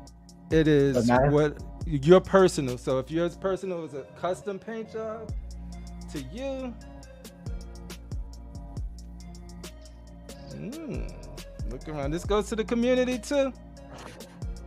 I'm just looking at my stuff. I would probably just have to go with the Robin from the Samurai edition, because the way that the armor is glossed up, it's really nice. That's the only one I can think of as I'm looking around the room myself. And you don't even have to own it. If you've seen one and you just know that paint job is a Mac. Because I mean, I don't think as I'm looking around, I don't think anyone's any better than the other. I think that one pops more is because it has more of a gloss to it compared to. We got a Samurai Poison Ivy 100 for MMC Paint. It's painted beautifully, my brother. That's a beautiful piece. But if you have a professionally painted one, like if you had a kid or you had something repainted, and you put that up against, factory paint job, I mean, it blows it away. So which one of those custom or master painted pieces that you own or seen or know of that you'd be like, this is the greatest paint job on a statue that I've personally ever seen? I don't know if it's the best, but I sure do like it. Who is it? Who did it? Was it Joel Hendrickson? He redid that Franco Psylocke, and that came out really, really well. Nice. I know John Allred's done some stuff that has been really good too, and Matt Brozick does some really good stuff. So I would say anything from one of those two guys for sure. That's what's up. Custom's getting some love. Master Painter's getting some love from Banks LDN. He says Red Hood Samurai and Prime 1 Red Death for me, yo. I can attest to the Prime 1 Red Death, and that Red Hood is something that I've been eyeing. If I was collecting DC, I would have that piece. I love that piece. Yeah, I gotta say that I think when it comes to paint job, that Red Death looks crazy. Yeah. Prime 1 is awesome. So my P1 version 7.43 Batman or his XM, yo, if you had to decide, Atticus, if you had to decide the greatest of all time, which one out of those two? Adam in the building. Collectors table tomorrow, Sunday, 12 p.m. EST. Get there. Get your dose of Shane. Get your dose of Adam. And your dose of LL Cool Trey LBS for life tomorrow. Don't forget about the time change too. Oh, I didn't know you guys changed your time. So no, sorry, the time changed. Oh, got you. Yeah. Oh, we got daylight saving time. That's still a thing. I thought we got 12 p.m. Eastern. Okay. Yes, bring forward. Damn it. Bring forward. Exactly. Adam, my dude. All right. What else we got? Dum dum dum. So yeah, mine is the one that I personally own is probably Batman Who Laughs, but the one that I always loved and seen like pictures of a close up is sort of the, and I don't know if I change if I see it in person. It's the Ghost Rider on bike. I love that. I love the paint, the flames and stuff on that one. Oh Oh yeah, That's Ghost Rider on white. Yeah. And right, Critical. Did you go? Oh yeah, I said the Robin from XM. I thought that was that's in my collection. All right. That I could say this is the most Goat outstanding childhood job. toy. I didn't get to say my paint. Yeah, you gotta go. What? Go back. Childhood toy. Oh, for me, I would say That's what I missed. I thought I missed Critical, but I missed Shane. I knew I was missing one. Go ahead, Shane. For the one I own, I'd say my XM Beast. You got that customly painted. Yeah. And for the one I've seen is Geo from Rad Titan, his XM Punisher repaint. Got you. Shout out to Gio from Rad Titan. Yeah, no, your beast came out crazy. It pops now. Yeah, I love it. That's good. So yeah, we could go back to childhood toy. Mine's is Masters of the Universe Ram Man. We discussed that on a previous show. Just pop them up. Bah. The only kid that liked Ram Man in the neighborhood. The only one. He was like, man, you could have Man at Arms. I said, I want Ram Man. That's how it went. I bet you that was the only toy you had out of the Master Universe was Ram Man. He-Man, Skeletor, Ram Man. But Ram Man, you Ram can pop Man. him down and just... Isn't that what Tim Drake called Bruce? Ram it, man. Ram it. Hey, Ram Man. I'm in Batman. No. Rammer man. All right. Why y'all trying to disrespect my man? I'm just speaking truth. Yeah. I'm just speaking. Yeah. Don't cancel his truth. Anyway, you said goat toy. Yeah. Yep. My goat toy, I have to say, was Megatron. The first the gun. Yeah. It was very hard to get that piece, but when I got that piece, It came with the silencer, the arm grip, like that. That was an ill piece. I don't know if they'll really make that gun again. They probably do, but yeah. And then there was always some dumbass kid that would bring it to school and it would break And get taken away. Yeah. For me, Nice light chips. my goat toy was Evel Knievel stunt cycle. Oh, that's It was, right. You got a whole racetrack thing going on in the toy. I like slot car track, but no, this was an actual action figure. He had a motorcycle, and it had a wind up, and you can make the motorcycle do stunts. Maybe Chris might know. I know what it is, yo. Yeah. It was Actually, I got one in the other room. Let me go get it. Cheapest toy. You put a string in it, a plastic thing, and you pull it, and the thing shot off. No, not that one. Here, let me go. Uh-oh. I think that's worth some money too. Chris, do you have one? Evel Knievel. You know what? When I was a kid, it was G.I. Joe Transformers. Yeah. I should have mentioned Soundwave, but I was a little older when I got Soundwave. That's when toys were toys. They're fun. Let's see. So Figure Kong Pop said, I think this is referring to the paint job. It would be either his PCF Raph or Sideshow PF Cable. Nice. Biker Mice late night trip. Love Biker Mice. Edmund Diaz, spring forward, fallback. I never have missed. Always on time. I got you. He was just making a dope statement. Yep. Atticus, what up, brother? Bamp shot fire. Let's see. Aging myself. Johnny Lightning 500. Bats in the Belfry in the building. Yo, Payne, ColecoVision, did you have Smurfs? I remember Smurfs, Donkey Kong. Yo, I messed with ColecoVision, dude. I didn't mess with ColecoVision. Do like Rashid. Hold on. The collective Tato Adams, like my medieval Spawn figure by McFarlane Toys, dude. Those were so rich for my blood back then. The McFarlane Chris, Toys. are you a Hulk fan? Yeah. What do you think of? Are you getting the LSB Hulk or no? No. Okay.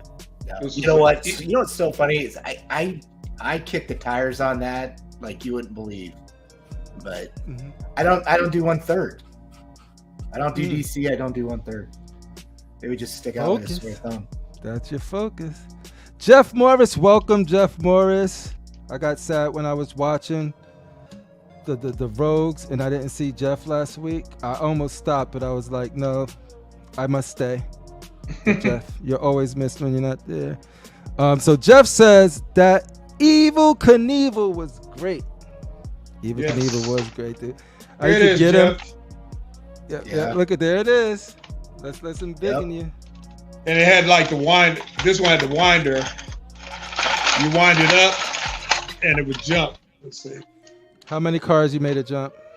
Never lost track of the cars. Yeah, and it actually jumps. And he because he's a pimp. He got his cane. Oh, Rashid so should like that. Cane? Does he have baby powder in a glove? He got a cane.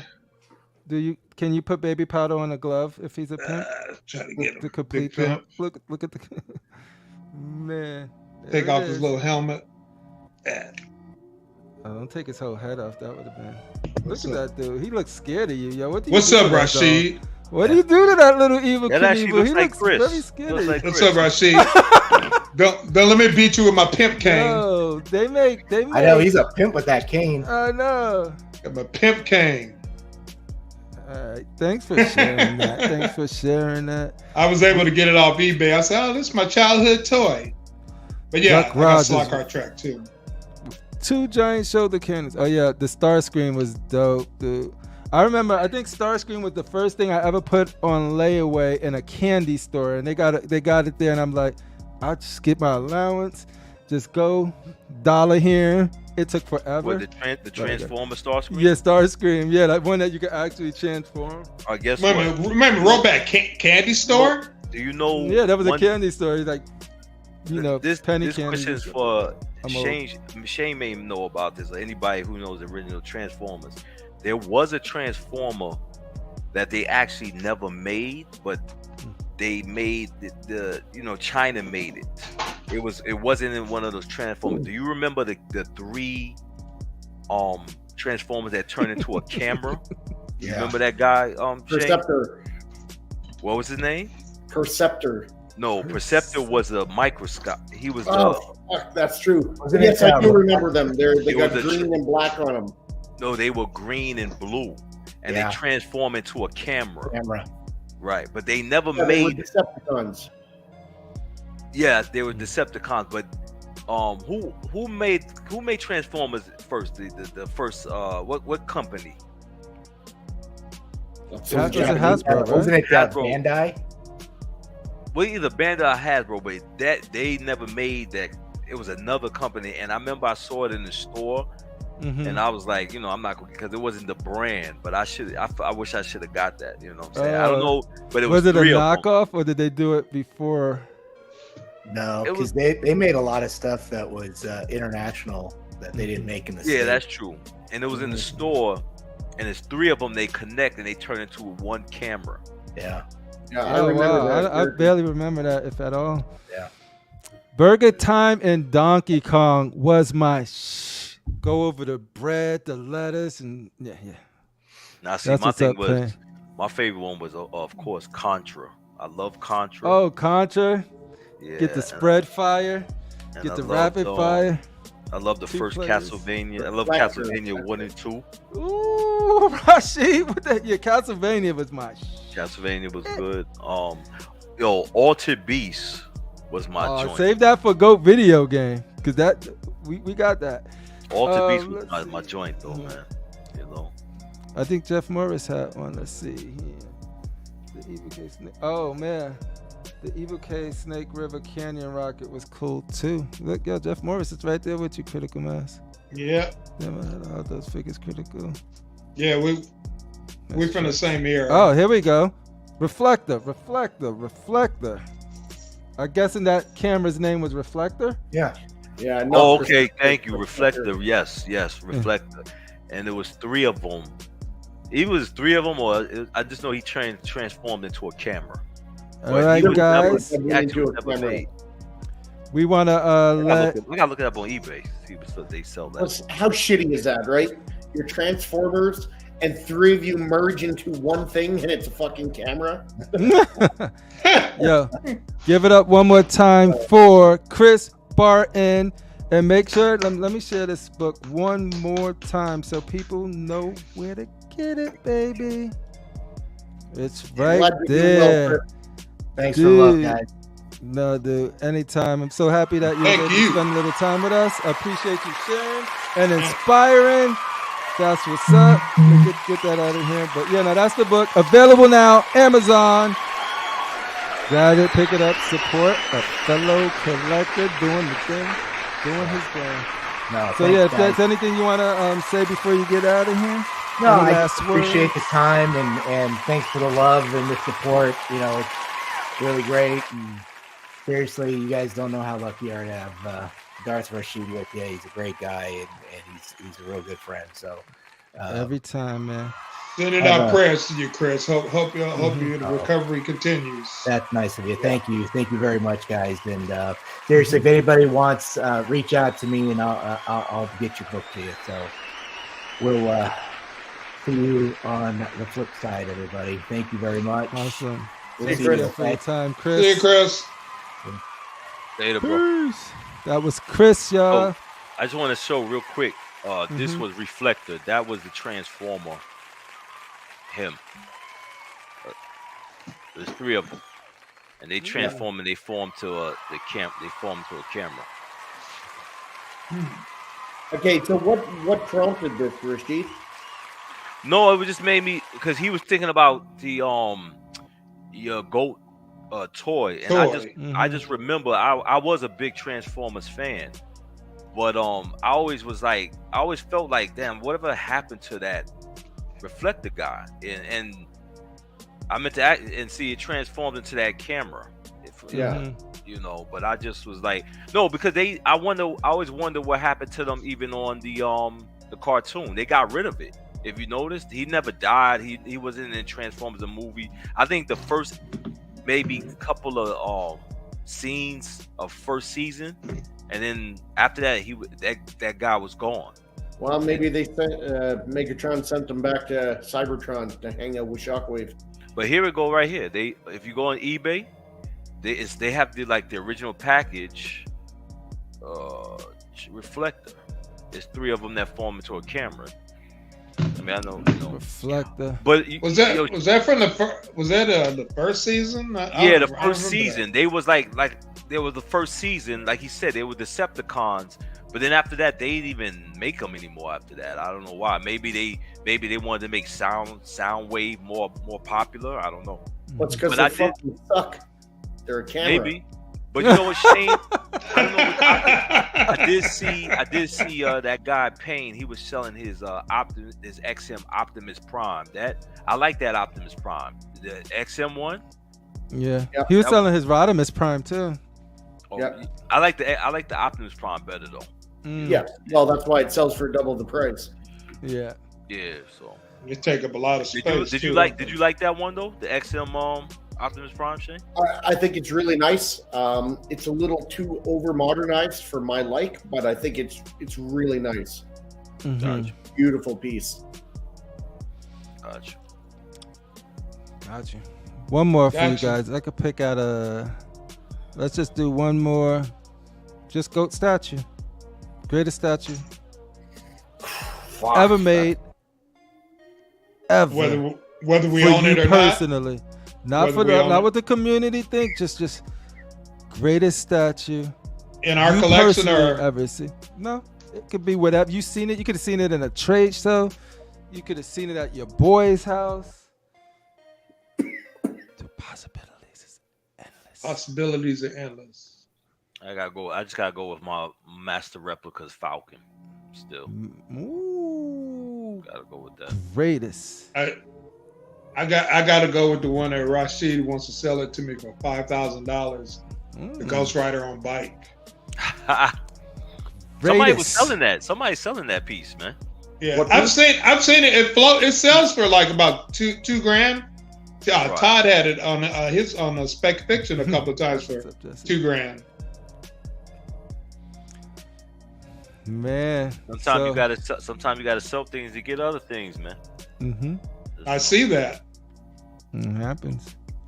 We need to talk about backstage of that, Rashid. You can enlighten us more if you care to share. Oh yeah, it's not major. Just Let's hope. Edwin Diaz says his GOAT is the XM Studios Black Bolt. Nice. Do you have the Medusa Diaz? Because to me, those two, I think that piece is so slept on, man. I mean, that's XM giving you a whole lot of material. They give you Lockjaw with Medusa. With the hair as a chair, right? Right. And and Lockjaw, that's why I call XM the Bowen of today, because I'll never see Sasha. I don't never think Sasha will ever make a Lockjaw and Medusa. But Black Bolt came out really good though. Black Bolt came out really good. XM is off the chain. Yeah. They just got that one flaw.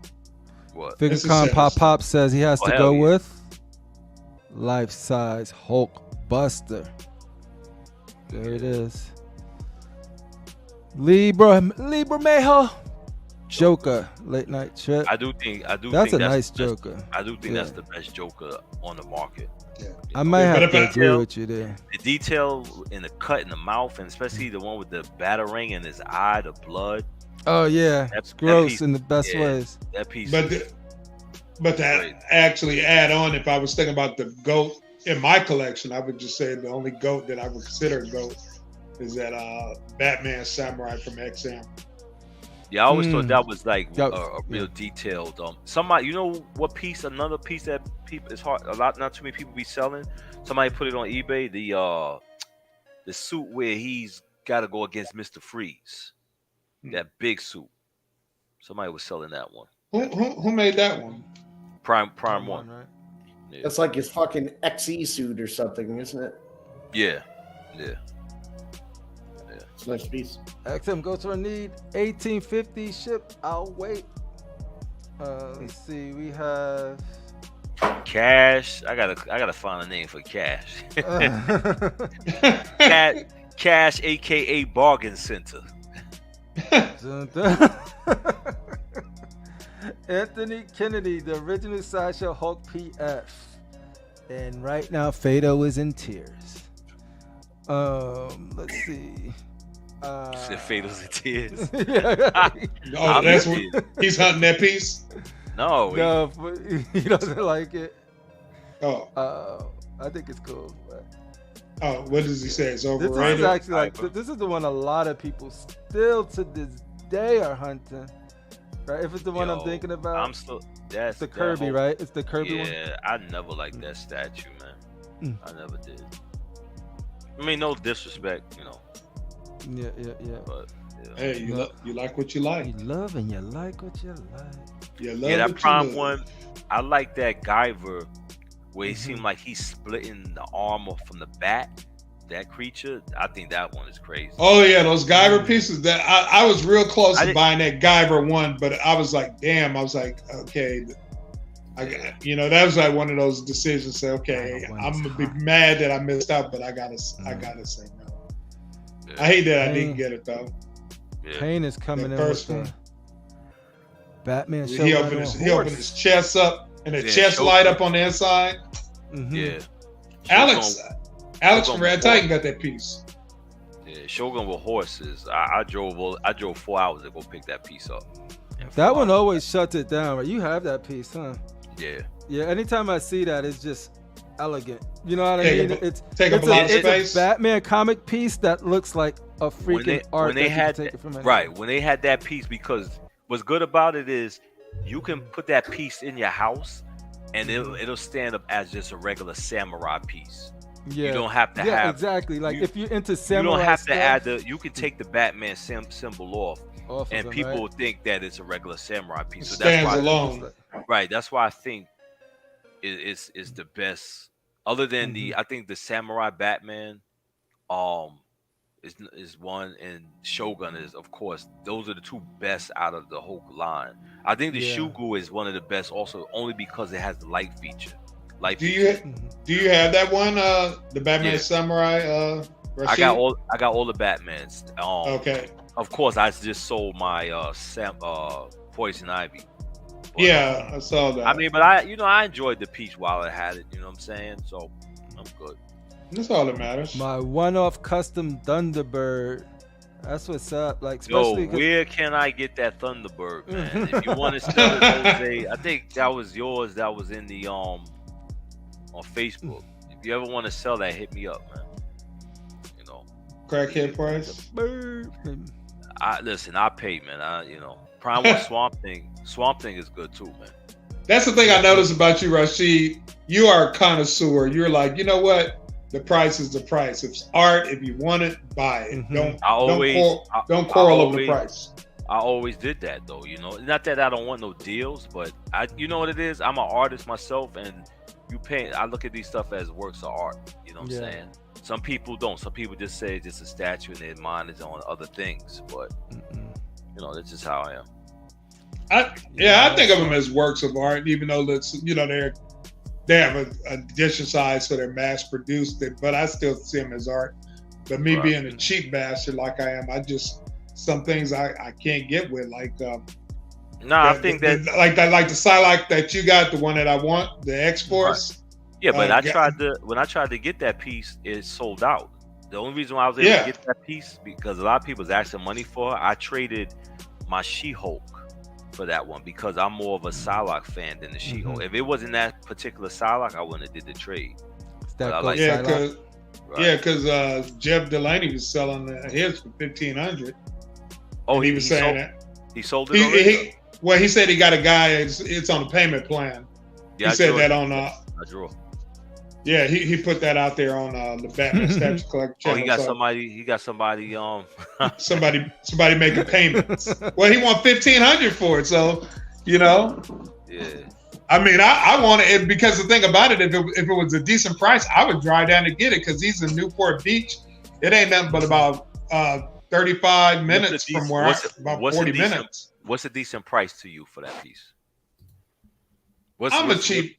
Well, you can't do crack. You can't always listen. Because it's a limited edition. I say 1,000. I see you scratching already. I say. Oh man, can I get that Psylocke? Hey, I got a cheeseburger. Hey, I got the Big Mac. What you want? You want a fat burger from LA? You want an In-N-Out? Yeah, okay. No, I say 1,000. I would say, even though I know originally it was only like less than 600. I think they only made 150. So that's where it goes up in price. Right. But I would pay 1,000. Critical mass. Rashid has that piece, right?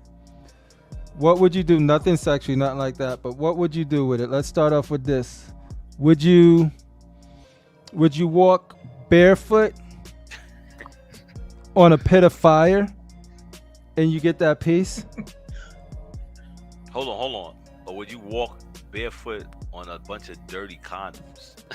Oh, there we go. Hey, wait a minute now. You got 3 options. No, wait a minute. Wait. Hold on.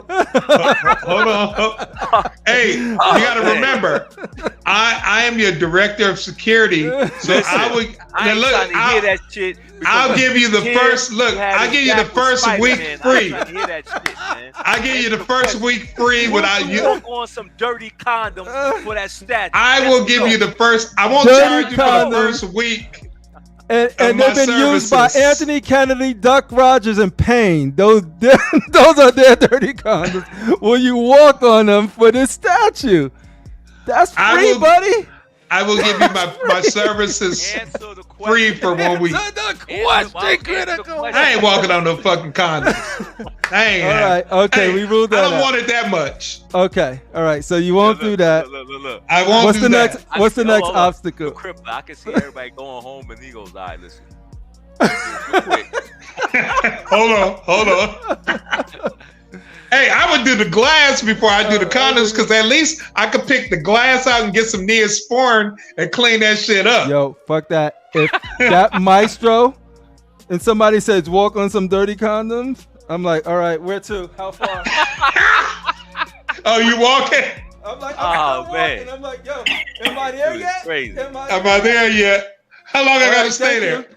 You be doing jumping. You be standing on them doing jumping jacks, I'll be running in place. It gotta be 10. It gotta be like 10 condoms in a row, spread out. Yes. And you gotta walk your bare feet on, touch all of them. Yo, All you can of put 100 on them. I'll slide my feet like I'm ice skating through there for that maestro. I'd be like, yo, I'll just be thinking maestro the whole time. I don't know what I'm walking on.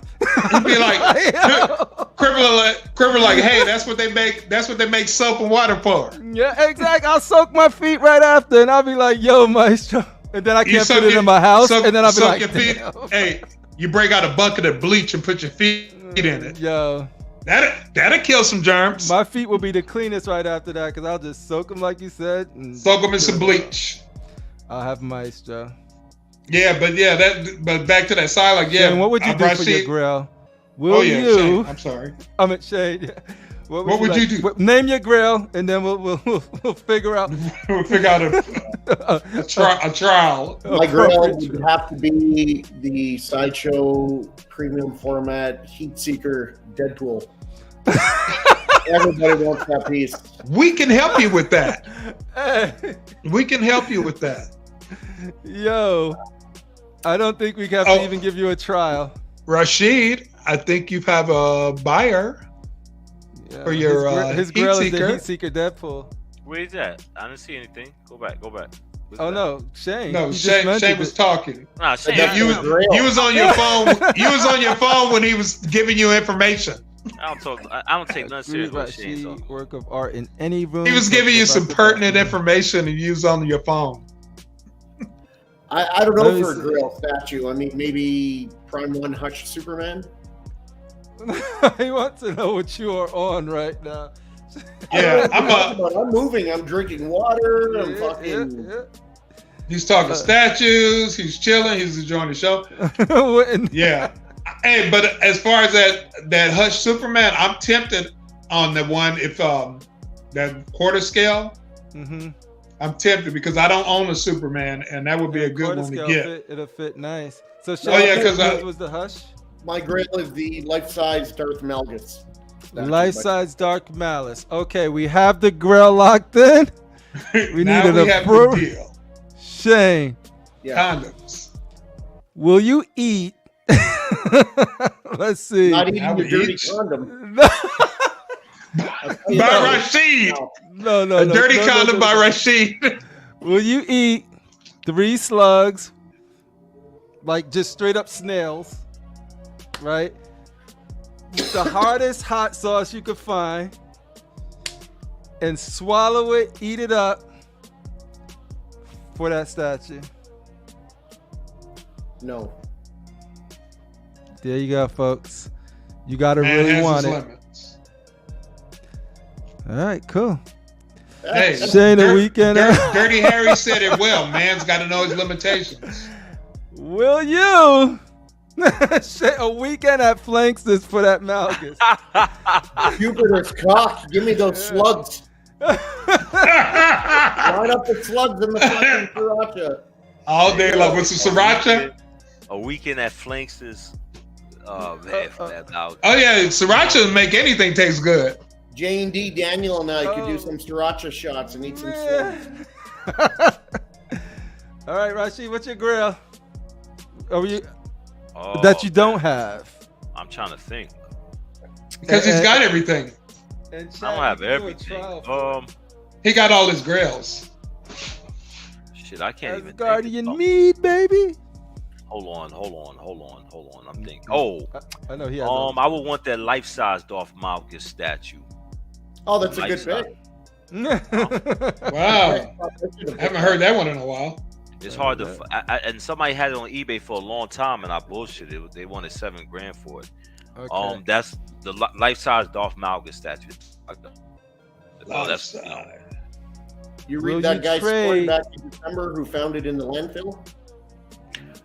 Yeah, I hit him up. I told him if you ever want to sell, but who knows, man. If he gives it to if somebody wants to trade it to you for your Carbonite and your Boba Fett, no, you do it. No, that was too easy. I like Darth Malgus, but nah. Yeah. This is iconic scene from an iconic movie. No. All right. So we need some, y'all. We need something for Rashid. What do you guys want to put him through for that Darth Malgus statue? Well, let's see. Is he It's going like- to eat it or is he got to walk on it? Whatever, as long as it ain't no sexual stuff. No sexual stuff. Yeah, this is a family show. We're not trying to do that. Yes. I'm out then. We're not trying to sell your body for possessions. You know What can what? we do to this young man? I got one. Do it. Rashid, for that statue, you have to go and punch Sick in the face as hard as you can. I don't want And that. you will have the statue. Nah, I can't do that. I wouldn't want to, I wouldn't do that. Yeah. Now tell me, Flankster, yeah, I'll do it. Oh, well, we know that. That's easy. That's easy. Rashid, are you ever getting that life-size Vader? Nah. Vader. That's Go ahead. surprising. How come? I'm a Vader fan, but no, I'd rather have a bust of Vader with damaged mask and everything else. Not Vader. Would you get a life-size Emperor if they made one? Nah. No. Would you buy the chair? The Emperor's chair. Do they sell that? Life size? Nah, see, Regal Robot sells a chair, but to me, if you're gonna sell the Emperor's chair, sell the Emperor chair. You don't worry about how people gonna get it inside their house. They just gotta work. That's their problem. You know? I think that would be a good chair, like in the man cave. You sitting back, that'd be your chair. Nobody sits there but you. I didn't like the Regal Robot Emperor chair. I think the Emperor chair should look like the Emperor's chair.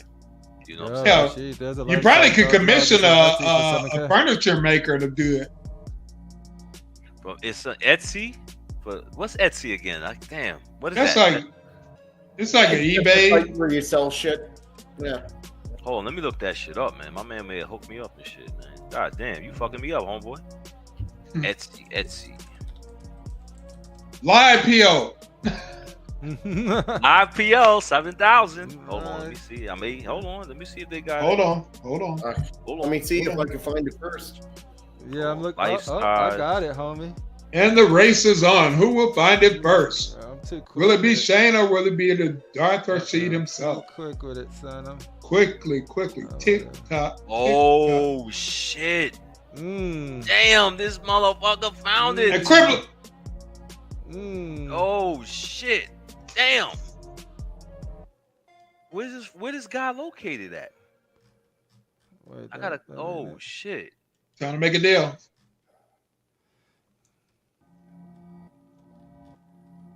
Where would you put it? Yo, I would get this kid. Where would you put that? Yo, this is no joke, son. Man. This thing looks I would stop collecting after this. This would be it. This would be it. You should put that like at your front door entrance when people walk in your house. So how do you order this crap? Like, how do you order it? Ooh, look at this. Oh, you just make an account and then you just buy it from them. Do you have an account? Where's he located? Do you know where he's located at? I'm trying to find this exact one. I can't find it yet. So this something Sideshow did and sold picture, out of? Shane, where it was in his house? Go back. That picture where he was. Oh, okay. Damn, I need this. Yeah, it kind of looks better. Art, like with the. I'm looking around my room. I would have to take out a display case for a life-size thing. Because this room I'm in is like 20 by 19, I think. And my girl, she's not going to be bringing it in the house. I think it says it's in the U.S. I wish I knew where he was at, though. Dang. He's coming out of retirement. FigureCon is asking, so Rashid, is this your end game, fam? He's coming out of retirement. This Darth Malgus, yes. This would be it. This would be it, damn it. No more. Damn it. No more. No more, I say. I said no more. You cannot tempt me until something else comes out better. Yeah. Because it's hard to find this piece, man. That is the shit. It is nice when you find what you love, though, when it's like something you've been searching for. Because I was so happy when I got that Batman Samurai. I never thought I would own it. I'm trying to figure out. Do you know where he's located, Shane? Or you still looking? No, I can't even find him on my Etsy. I can't find the post. How was you able to find that one just now? I didn't. That was Crippler. Oh, okay. Oh, no, somebody in the chat mentioned Etsy, so I went to Etsy. Oh, it's located in Fontana, California, Duck says. Damn, Montana? How far is that California. from you? How far is that from you? For me, Fontana, from here, it'd be about 40 minutes. Oh, shit. Wow. About 40 minutes away. Yeah, well, I could put him in. I could get my brother's Toyota Tacoma and put him in the back of the truck. lay him down.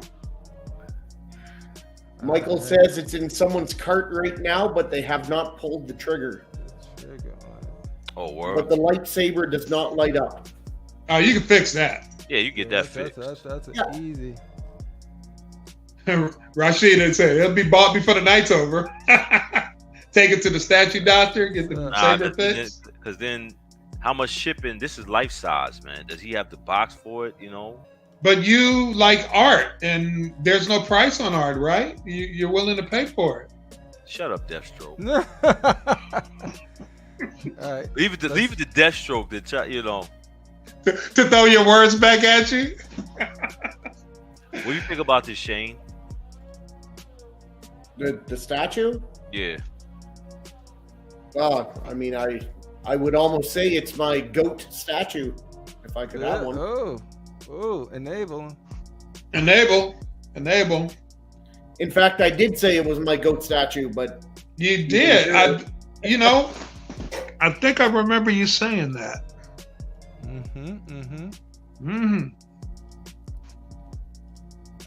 Picture time. Then we get out. Picture time. Oh shit. Yo, Shane, talk to me about this statue. G.I. Joe's. I'll get you, Joe's. Yeah, this is still open for early PO. $120. I love that cartoon. Let's get rid of this. Where is that? I can find that. Is that on Hulu? Old cartoons. Yeah, I think it is. This statue is going to be awesome. I cannot wait. It's going to be amazing. Nice. I still love the one I got from a Sideshow, the Baroness.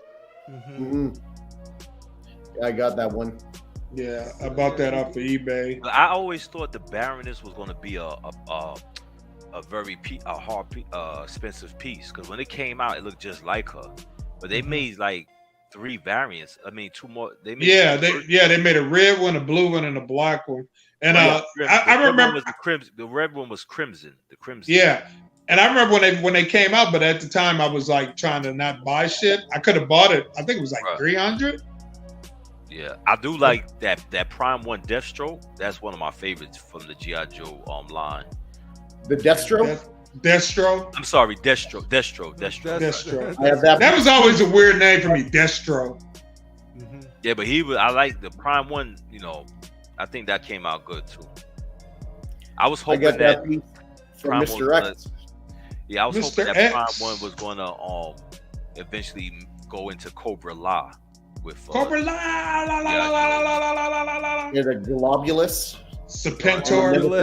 We were looking at Globulus the other night. Rashid was putting us up on that. Dude, he was voiced by Mickey from Rocky. Yeah. You ain't know that was him, right? No, that was now crazy. Shane, are the Cobra flags are going to be cloth or sculpted? Everything here is fully sculpted. Flags you could actually take out, and the hole's going to be covered up with like a little rock. And the only difference between the 2 statues is the base comes with all the swap outs, and it will be plug-in to power up. The fire does light up. Now, which portrait do you prefer? I love them both, and it might be a game time decision when it's in hand, but I've always been a little more partial to the hood, the cloth hood. bro. Yeah, no, I like the Flames. And like you said, you can reach out to, let's go back to the other. Carl Parks, Mohammed, or even myself. Like I said, you save about $120. Who you doing after this guy? Depending how it goes, it's not my call, but I would love to see a Zartan made. The only thing with Zartan, and I know he wore a hood, I always wish that was his hair instead of a hood. You know what I'm saying? Like I always wish he kind of remind me of a Snake Plissken from Escape from New York. You understand what I'm saying? Just with the paint on his face. I always wish that was his hair and stuff like that. You know. I see what you're saying. If you made Zartan, this is the thing. If you made Zartan, would you be able to have the skin change color, or no? Buddy, that's way over my pay grade. No, I mean, the way. Listen, they made a little action figure change color, and that was plastic. All you gotta do is find out what made that change color, because that, to me, I don't know if you remember Zartan Crippler, but when you got the action figure, you put him in sunlight, he really changed colors. Well, I know. That was crazy, man. I know. I love the toy. I just feel that if you get Zartan, he should change color. That's what made Zartan Zartan. Yeah, I don't know. Because he's supposed to be like a chameleon or something like that. Yeah, did they ever explain why? Do you know, Shane, why he was able to change color like that? I'm trying to remember if it was an experiment that he went through, and that's how it left his skin.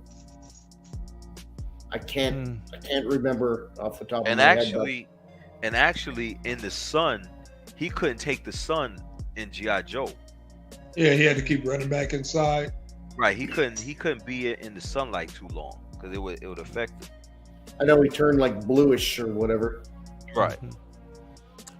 Duck Roger says Darth Malgus is free shipping in the U.S. Wow, man. Get it, Rashid. Wait, go back to that last one he said. 4K, go back. No, the other one. 7K.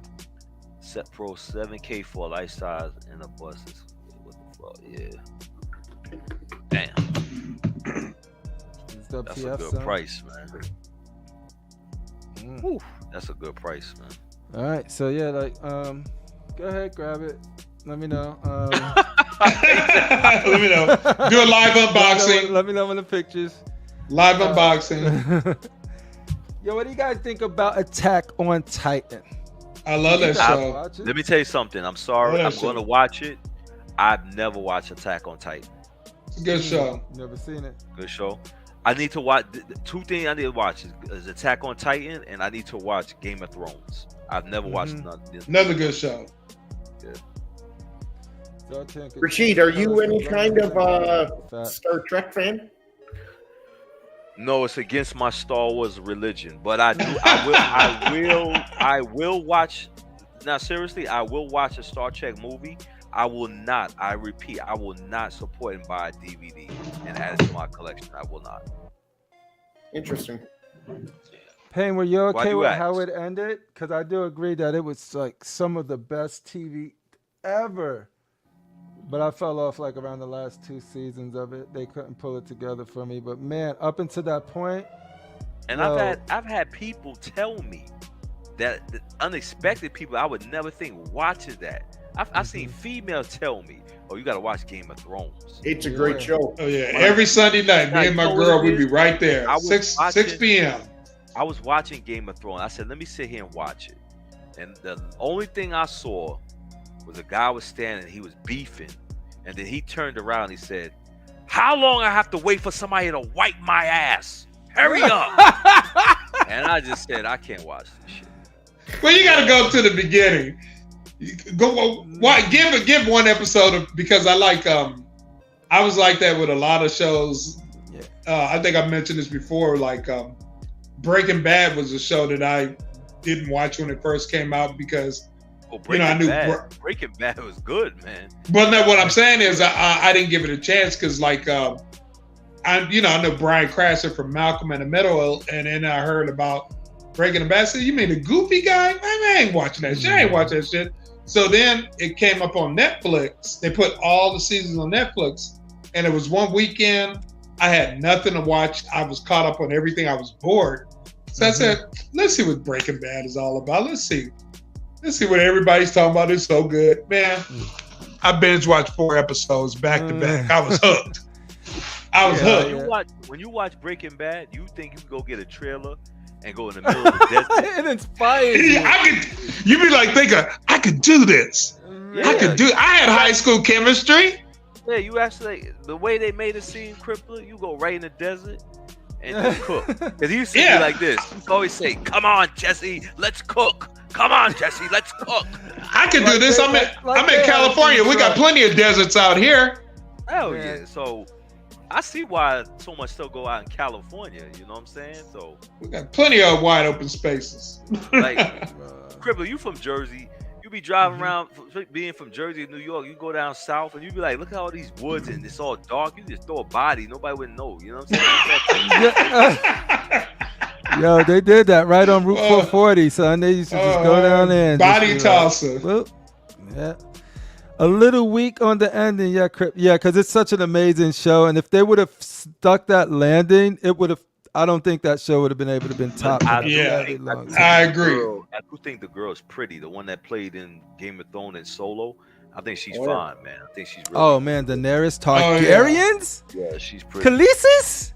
Yes. Did you like Solo? All right, let me ask you a question. Because I did actually, believe it or not, I did see the ending. And I saw that people was telling me, because people were saying they hated the ending. But when I saw the ending, I was like, okay, it looks pretty good.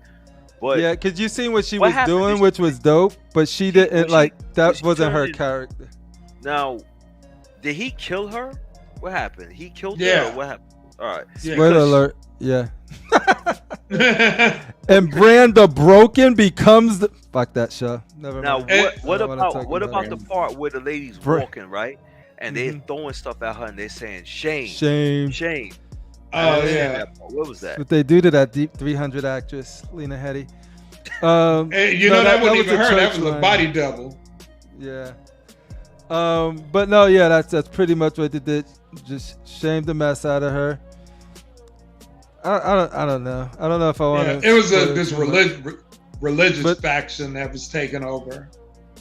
Yeah, and that's when you get to the bombing of the church in the city. What made me really want to watch it is when they were in the snow or some ice scene, and the guy threw something at one of the Skull Warriors, and it broke his jaw, and then he threw another piece, and it break the ice, and the Skull guys, they looked down at the ground, and they started coming toward them. I was like, yo, now that should look. White Walkers don't joke until little Arya Stark took Jon Snow's thunder and killed don't let me. Yeah. That's supposed to have been an epic battle they were growing up. Jon was like, all right, so Jon Snow was supposed to be the chosen one. Would you guys say, would you say that all the seasons of Game of Thrones was good except for the last season? Yes. I would say the last season was horrible. The one before that wasn't as great as anything that came before it. Correct.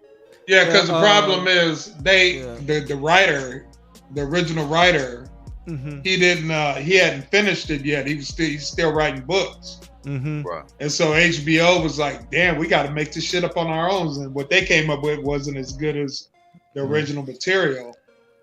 So that's why House of Dragon is amazing. I was shocked how good that show I love that show. And every time can I see House of Dragon at? Is that on Amazon? HBO Max. Prime. No, HBO Max. No, not HBO Max. Yeah, it's HBO Max. It's HBO Max. Oh yeah, now I'll get my membership. Rings of Power is the other one. Rings of Power, right? You're right, my bad. You can see it on HBO Max, and it was crazy because they do a lot of aging up, and you have to reconnect with these characters, and they did such a good job, they did, jumping through. And the dragon, that was off the chain. I'm looking forward to season 2. Yeah, matter of fact, my coworker, she was watching it, and she watched it week by week. And I said, I'm gonna wait and watch it when it's all episodes are available. And she was like, "Come on, you gotta watch it." And I want to tell you stuff, and I'm like, "Sorry," because she knows I'm a sorry late night trip. I don't know spoilers. Yeah, we won't talk about it anymore. I just seen him. He's still getting through season 3, so we can end the talk there. But put a kibosh on it. Yep. So yeah, Attack on Titan. Like if you went to Attack on Titan, like I think this shit looks dope. Like these 3. Yeah, I like it, but this is one thing that I really like, and I actually bought the Blu-rays, but I would never buy the sculptures. Yeah. Just because it's something I like to watch. I don't need to own everything. Mm-hmm. What else we got in here? Anything?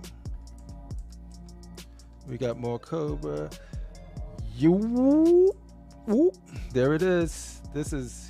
I don't know if any one of us is getting it. It's like one of those things that they look so dope. The death, yeah. The famine.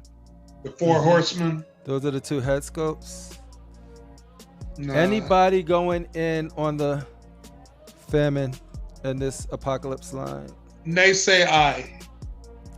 No. 4 horsemen. Look great though. They look excellent. Absolutely stunning. XM at his best. I think we already talked about these, so just go through these. Go ahead, Shane. You were saying something. Awesome. Man, I can't wait to get that Hulk. That Hulk is up. Yeah. I like my favorite. It's amazing when you see the pictures, the XM Hulk next to this one. It's like, damn, what a difference. Yeah, like anybody that's going all in on this stuff is gonna have like an immaculate display when it's all said and done. Who you guys? I'm just looking around my room at that picture in the back. Who do you guys think they should do next? If so we know that we got Iron Man, we know we got Thor, we got Cap. Do you think they should do Hawkeye, Black Panther, Scarlet Witch, or Vision? Yeah, that Black Panther. Oh yeah, yeah, I agree. Yeah, Black Panther. I was thinking about Vision, but yeah, Black Panther. Yeah, mine's just Black Panther, then Vision, then Scarlet Witch. Yeah, figure con pop. I'm thinking it all depends on what I do in a different room, because I can see myself just going movie pieces there or doing something that's museum like this line here. But that Iron Man is something that's the one that catches my. I like the paint job on it. Now listen, this is what I was trying to say. This setup is beautiful. Do you guys think that for a limited, like probably maybe like 100, do you think they should make a custom base that can hold all of these guys in one shot, or no? It all depends on how much room. If I had the room, then that'd be dope, because you could get it, like you could play with the levels of it. Just the way they standing right here. Yeah. You know what I'm saying? And that's one base, just like one base for everybody. And it said the Avengers. I feel that would make this set unique. You know what I'm saying? Or do a story base that has each of the Avengers on it, like something like that. Like, you know what I mean? But it's all one. Do you realize how big the base would be to fit these 4 alone? Never mind if you can add some of the other Avengers. It's gonna take up a whole wall. That's why I said, Shane. That's why I said maybe 100 made. So it's not like just those who don't, because guarantee you, if they make a base that hold all of them all together, I guarantee you, somebody will buy one. Guarantee. Yeah, the most hardcore people probably would. Right. If they're that far in it, you got all those pieces. Because you want to know, it would be a no-brainer for somebody like that. You want to know something? When you take the base like this, some people, the average person, if this wasn't the Avengers and it was just certain people would say, well, you know what I'm saying, the way you're pushing the bases together like this. But if you had one big base and you had the Avengers and you was able to put them on there like that. Yo, Rashid, at first I was like, I don't know, but the more I think about what you're saying too, because when you put it like this, it covers a lot of the story base, story parts anyway. So if they give you something that size, that size, but just can fit all of them. Story has a story, has the word Avengers, unique Avengers story, and then it the has president is onto something, and you have the story around the whole base. Then I think that would make that this an epic piece. Question, Mr. President. What's up? Okay, you moved in, you're in the White House. How are you decorating the Oval Office? What is that looking like? We got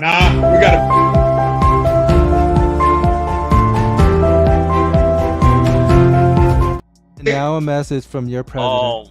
First of all, I'm gonna put pictures of Blade around the place. You know what I'm saying?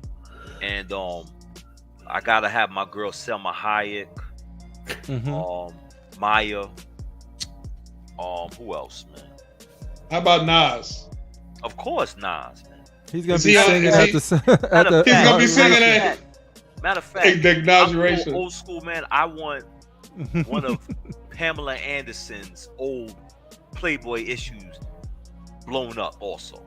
Oh yeah, I want the original one before she got the boob job. I gotta have some vanilla so I can show that I'm not racist. You know what I'm saying? Yeah, before she got the boob job. I agree. Now I want the boob job too. The boob job's good. You know what I'm saying? Yeah, she's a beautiful girl. I back in the day when seeing her with pictures without makeup. Yeah, well, yeah, but she was there. You know who was really beautiful, but she had like some Yasmin Bleak from Baby Beach.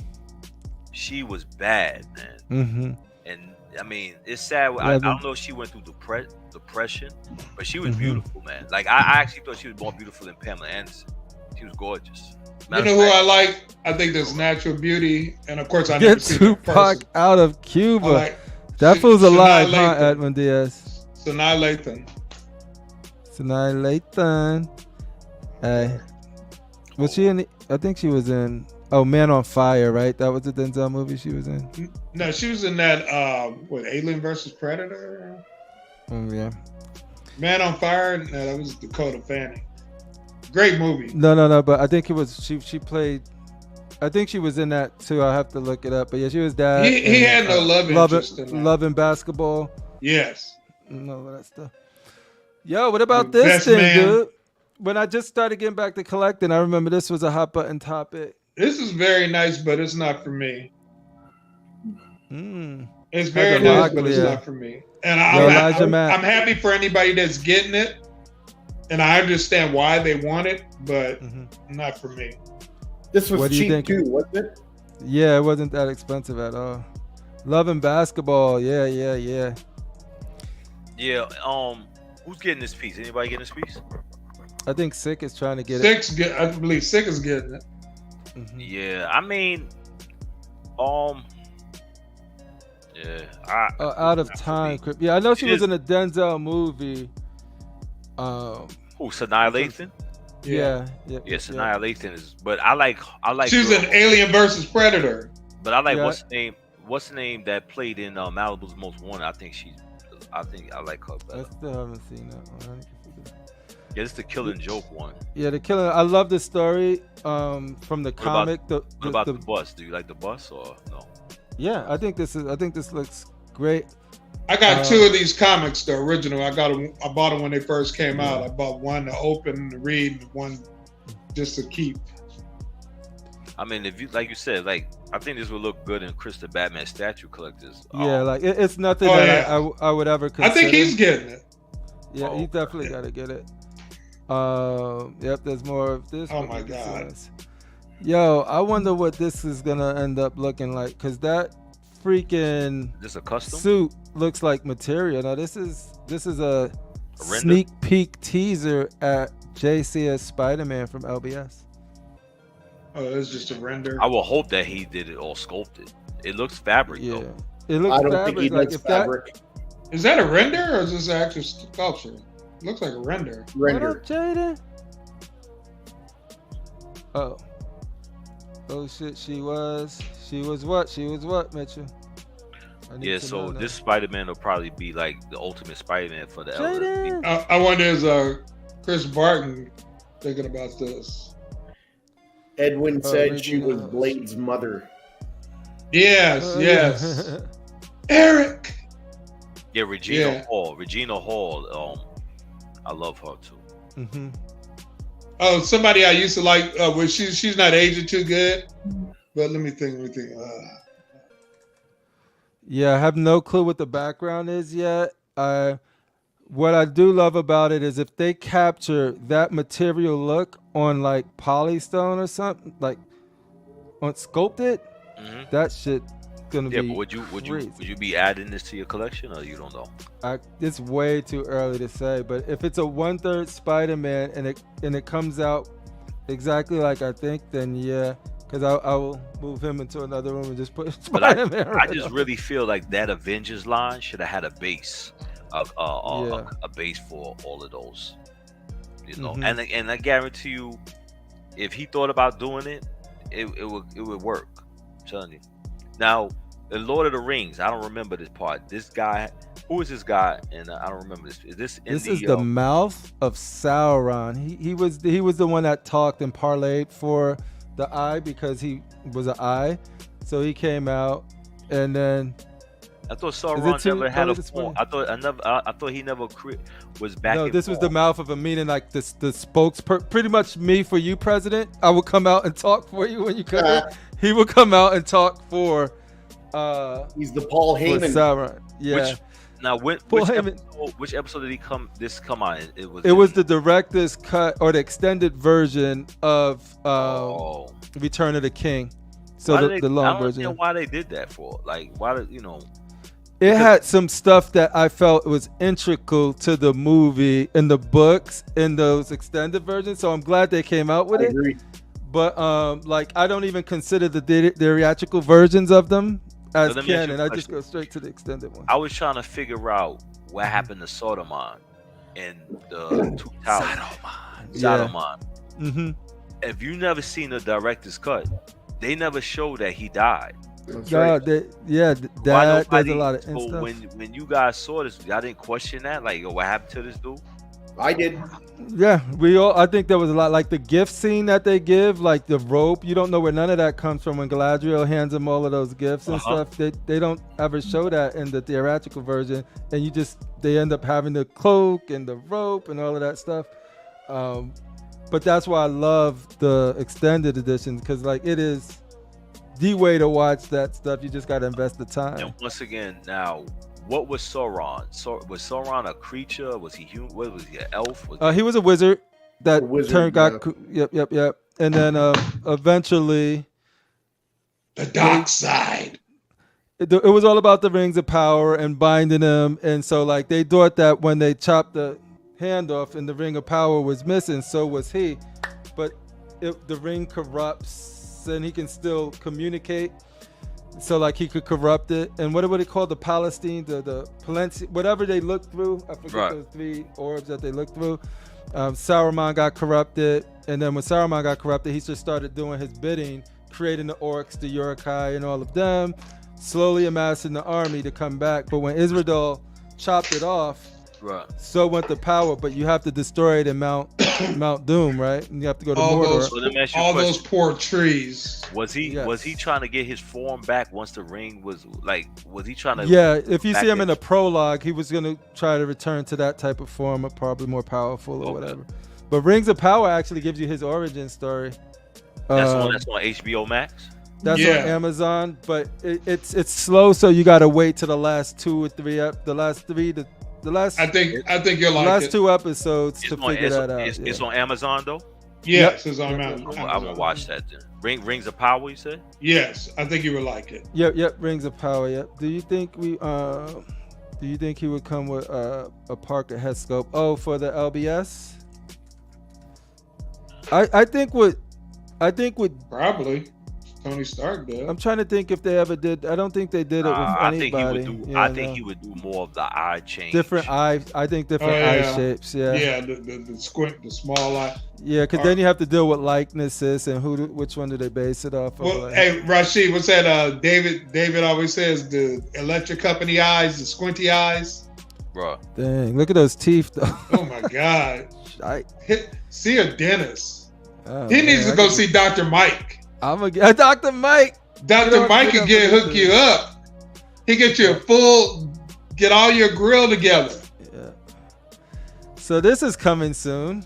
It's from the Metal series of a version of Superman. I'm guessing this is the long-haired Superman. Look like Wolverine from the back. Yeah, what do you guys think about? This is all we got, so it's just a teaser. But I know nothing about this Jon Snow. Yeah, I don't. Spoiler alert. I know absolutely nothing about the Metal line. I never read that comic. Sauron was a dinosaur in primal rage. Facts. They cut that from the. Yeah, man. Like that was. I remember the ongoing discourse around that was like, yo, this stuff has pure context, like straight up context that is missing. But to be fair, like those movies is long, and I don't know what you'll cut instead of it. Like 3 I have to go hours. back and watch them and see, like, all right, how would I strategically cut this differently because there were such long movies to begin with. And those extended cuts are extended cuts. They're You long. need a day. You need to take a whole day if you want to. He was a Maya. Start that on a Friday on a weekend. Yeah. So that's that coming out. I'm not interested in this personally, but if you are and you like the metal line, there it is.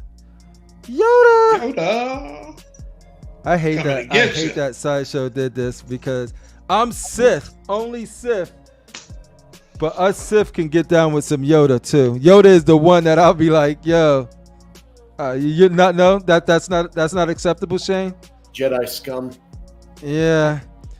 Hey, But Shane. Yoda is like the one that like I could still chill with us. Hey, Shane. Like last time we talked, I told you I found myself to be more of a Jedi. But one thing, like the first 3 movies didn't talk about. They didn't talk about the celibacy. No, I gotta get my your freak decision, on. though. I gotta get my freak on. Nope, you can't do it anymore. Critical mass. They didn't say that in the first 3 movies. I know in the lore in the books, all that. I can't be a monk. I gotta get me some. You know what they say? The only good Jedi is a dead Jedi.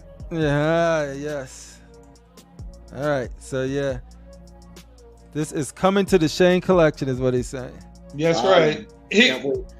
He's probably going to decapitate it with a lightsaber. That's it. I'll pretend it's folks. Grogu. Grogu. Yay. That's it for pictures. Let's close this out. Hey. Thank you, wonderful people, for being here. Is there anything y'all guys want us to chat about that we might have missed? That some breaking news, let us know. If not, we will just close out. Breaking news. Darth Rashid has admitted that he is actually a Spider-Man fan. Hell no, man. That was interesting to find out. Like when I found out that he was secretly like worshiping at the altar of Peter Parker, I was like, yo, that's different. That hits different. Michael Raven. He's got a whole room dedicated to him. Posters on the wall, spider webs in the corner. Now let me tell you something. I used to have a lot of stuff because at that time, and I listen, I got no problem admitting I had a lot of Spider-Man statues. I even had the life-size Spider-Man bust from Sideshow, but that was because Sideshow wasn't making any good X-Men statues, so I had to settle for the bullshit, which was the Spider-Man. Spider-Man Solo's blade. Then you purged. You had the Rashid purge. And then guess what? I sold all that Spider-Man shit. Matter of fact, I have one Venom. I have the original Venom comic kit. That I've been off and on thinking about selling. Purging all Spider-Man out of my collection. Yeah, I think like Spider-Man's I respect Batman and I like Batman a lot. But and I still have him because I do like him. But I wish Prime did Spider-Man. I wish Prime 1 did Spider-Man. Oh, just imagine. Because they do even in their bigger pieces. You don't have that Spider-Man that's on Shane. The one where he's going on the beam. That I had that piece. That actually was a dynamic piece. I love that was piece. gone the time I started again. But yeah, you know how many made? They made I think 5,000 of those. Yeah, that was for a while. I remember I wanted to get that and their Venom. On the one, you talking about the one-handed one, Rashid, on the on the exploding base. Oh, I got that one. Yeah. I'm looking at him right now. He's with my Avenger line. Yeah. Kids like Spider-Man, men like. So when's the next combat? Because I think a lot of people thought that was going on tonight. Yeah. It's on hiatus for a bit. We're gonna bring it back. can't have that waiting too long. We agreed that season 2 was gonna start right away after that. Come on, man. That's what people are watching, man. That's what people are looking for. Hey, and we gotta give it to them. They looking for you, Rashid. They're not looking for that. They're here for you. Exactly. They come for the sheed. I gotta get up. I gotta get up early because I gotta pick up these boxes and pack these statues up. And get paid. Cha-ching. No, I think it's gonna come when it comes back. Trust me, people. When it comes back, it's gonna be bigger. Pause. It's gonna be bigger, better, badder, all of that stuff. Bigger, better, badder. I got some crazy ideas, better, and it's gonna be worth it. Y'all ain't gonna have to wait too much longer. But yeah, so critical mask. Yes, Where can people like? You want to say any last words to the peoples? Your buys. Hey, like always, I just say thank you, chat. Thank you for joining us. It's always a pleasure interacting. It's fun. This is a fun place to be. It's nice to hang out with the fellas and talk about all this shit and get sidetracked by shit and our little bitty play arguments that I love. So yeah. Just happy to be here. And again, you're doing a good job, Mr. Samuel. Yeah, no, and this one, like I told Sick, I was like, I try to be back, but I'm out with the family today, so I have no time to prep or nothing. So like I literally got home. It's just sort of like went on, and that's why it was just so random because I just didn't have time to do anything. But when I do have time, next time it'll be working much better. Prep time. So it's like boom, boom, boom. Yeah. You gotta prep for a show. If not, it's just gonna be.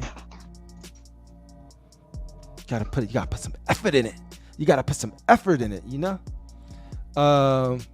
Yeah, and me personally just don't like to come on with that. So but I hold it down. I just wanted to make sure Sick show went on and he could spend some time with his wife, fiance on his birthday. That's what's most important. And we was able to come in, talk to Chris. Chris was awesome to get to meet and talk to. So once again, thank you, Chris, for showing up, sharing your stories, sharing your inspiration. Shane, where can people find you? Sunday, 12 p.m. Eastern, the Collector's Table, and Sunday at 7 p.m. Eastern, Collector's Enabled. That's what's up. Make sure y'all watch tomorrow. Darth Rashid, the president, be at a town hall soon. Where could people find you in the meantime? All over the place. All I'm thinking about is tomorrow. I gotta get up, pack statues, get a statue. You know, I'm getting my statue in. Nightfall will be there. Before you leave, do you want to sentence Keesis World Collections or wait? First, welcome Keesis. I didn't even see you there, my boy. This is how you do it. Remove his comment off the page, please. Executive order. Just like that. The president is and now Keesis, you're forgotten. Now, like I was saying, he did like 89 Batman Joker. Hopefully my man Fader will be back on Monday, and I want to thank everybody who purchased something from me. You know what I'm saying? Still have Black Widow, unless somebody puts a deposit down on it. You know what I'm saying? Oh, I changed my mind. If you tell me what the crypto unless you decide you want it. If you tell me what the Brazilian ass is on it, hey, I'm surprised she got that Brazilian ass. I don't see how you selling that one. Nah, Brazilian. Nah, Antigua ass. I don't know. Antigua ass. But whatever. See, now the show can start. But thank you. Now we gotta do it all over because no crackhead prices and no crackhead prices. Just know that everybody's gonna have to pay for shipping. You know, if you want to be in this hobby, you're gonna have to pay. Or you can walk to New York. It's not too far from wherever you are, I'm sure. Did anybody on the panel? Anybody here? Anybody order the poison ivy? By the way, before we go, anybody order that? No. I'm the only one that ordered it. Okay. Yeah, this is some crazy shit right here, but we no regrets. Nah, I'm not. I had and I enjoyed it and stuff like that. But you know, when I get rid of it, then I will talk about it later. I'll talk about it another time. You know? Word. Cool. Yes. Yep. And once again, this has been Crippler filling in for the sick one, who should be back Thursday. Collectors Corner, 8:30 PST. So yeah, tune in. And in the meantime, y'all know how it is. Y'all know how it goes.